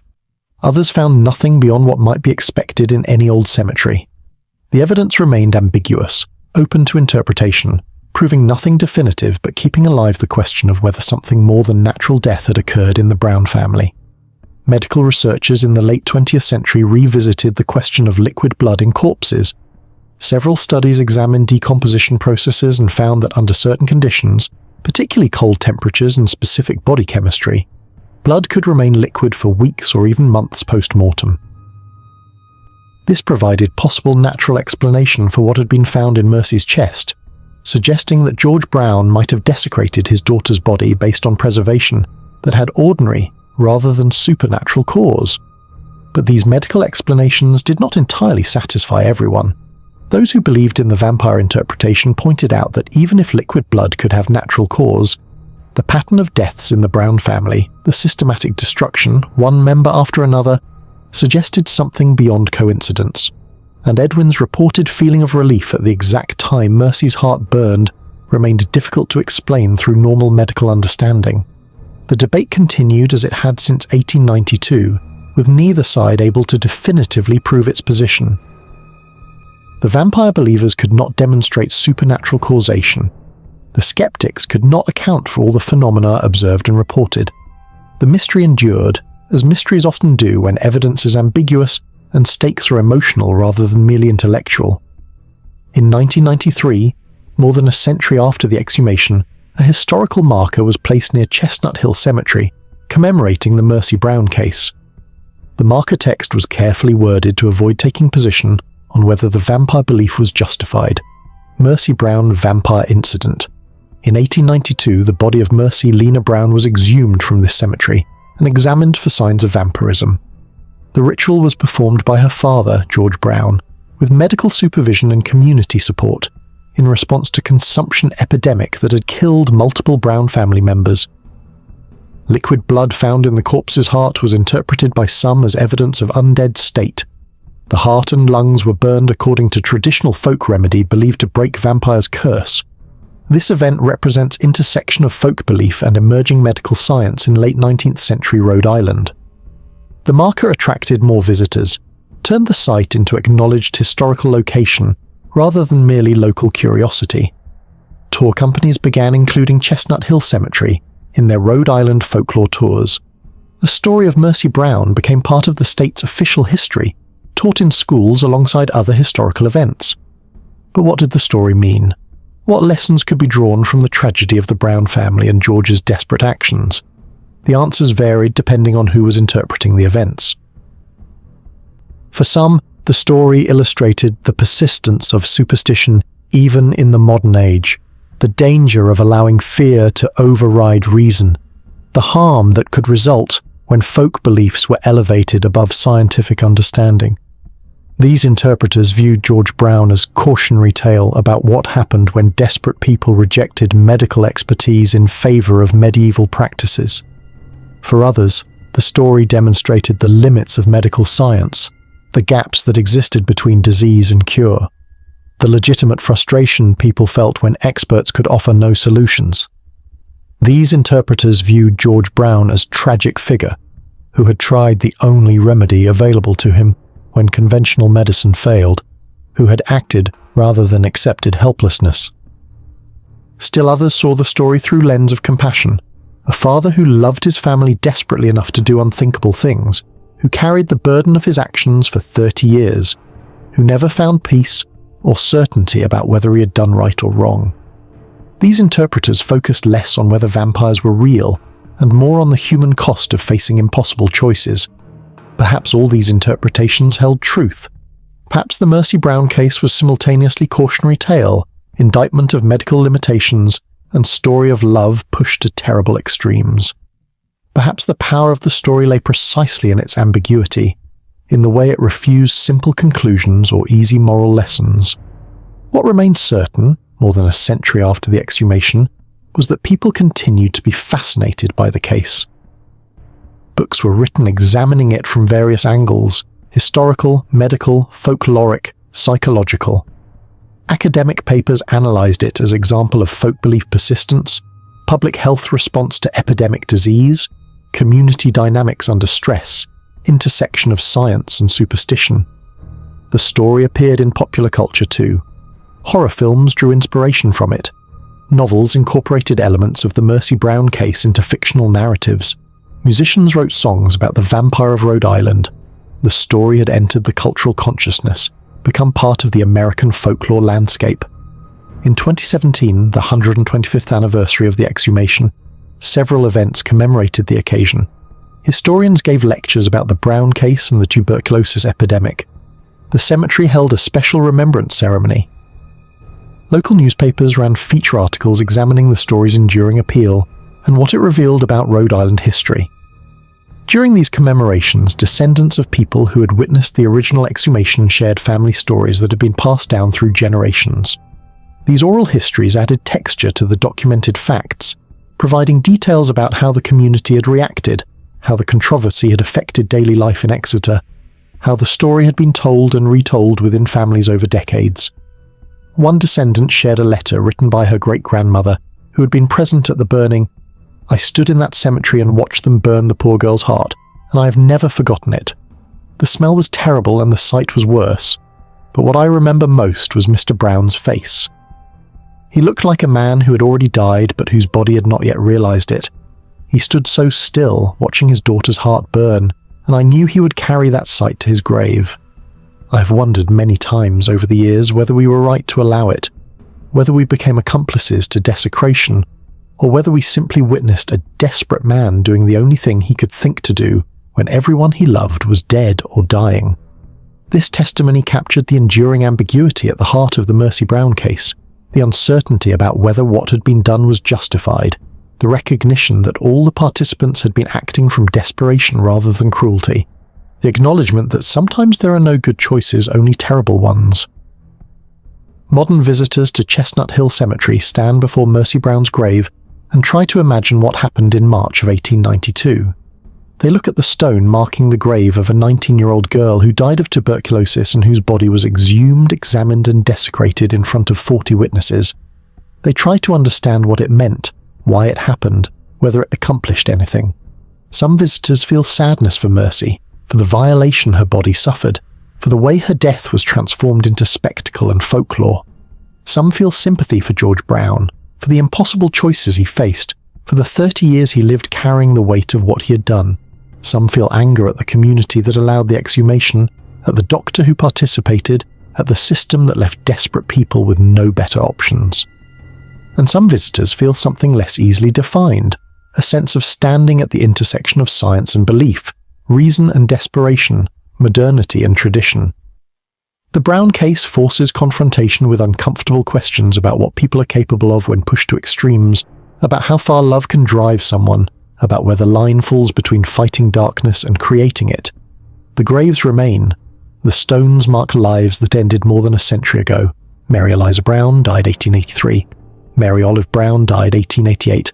Mercy Lena Brown died 1892. Edwin Brown died 1892. George T. Brown died 1922. A family destroyed by disease, remembered not for how they lived but for how they died and what was done to their bodies after death. In the end, the Mercy Brown case endures as mystery, not just the question of whether vampires are real, but deeper mysteries about human nature, about how people respond to suffering, about what desperation makes possible, about whether some truths are too complex for simple answers. Was George Brown right to exhume his family? Did burning Mercy's heart accomplish anything? Were the vampire signs real or misinterpreted natural phenomena?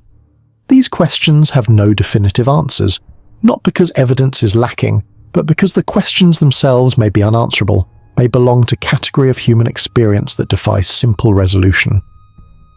What is known is this: a family suffered. A father tried to save what he loved. A community struggled to reconcile folk belief with modern sensibility. A daughter's body was violated in pursuit of hope that came too late. And more than a century later, people still stand in a Rhode Island cemetery and wonder whether what happened there was tragedy or horror, or desperate love pushed past the breaking point into territory where those distinctions no longer matter. The story of Mercy Brown, the last American vampire, remains what it has always been. A reminder that some suffering is so profound that it drives people to actions they never imagined themselves capable of, that some diseases are so terrible that folk remedies persist even when reason says they should not, that some families are destroyed so completely that their loss echoes through generations, and that some questions about human nature and human desperation have no answers that provide comfort or clarity. The graves in Chestnut Hill Cemetery keep their secrets. The dead do not speak to explain what happened, what they felt, what they wanted, and the living are left to interpret, to debate, to wonder, and ultimately to acknowledge that perhaps some mysteries are meant to remain mysterious, some truths are too painful to be fully known, and some stories endure precisely because they refuse to be resolved. In Rhode Island, in the 21st century, visitors still come to stand before Mercy Brown's grave. They still leave offerings, still take photographs, still try to understand what happened in March of 1892 when a father's love became terrible enough to cut out his daughter's heart and burn it to ash. And Mercy Brown, dead at 19, her body violated, her name transformed into legend, rests beneath Rhode Island earth with an empty chest where her heart should be. Eternal testament to what desperation demands, what love requires, and what happens when the line between saving and destroying becomes too blurred to distinguish. The mystery endures, the questions remain, and the story of the last American vampire continues to haunt those who encounter it, refusing easy answers, demanding confrontation with the darkest possibilities of human experience, and standing as permanent reminder that sometimes, when suffering becomes unbearable, people will reach for any hope, believe any explanation, and commit any act that promises salvation, even if that salvation proves impossible, even if the act itself becomes its own kind of damnation.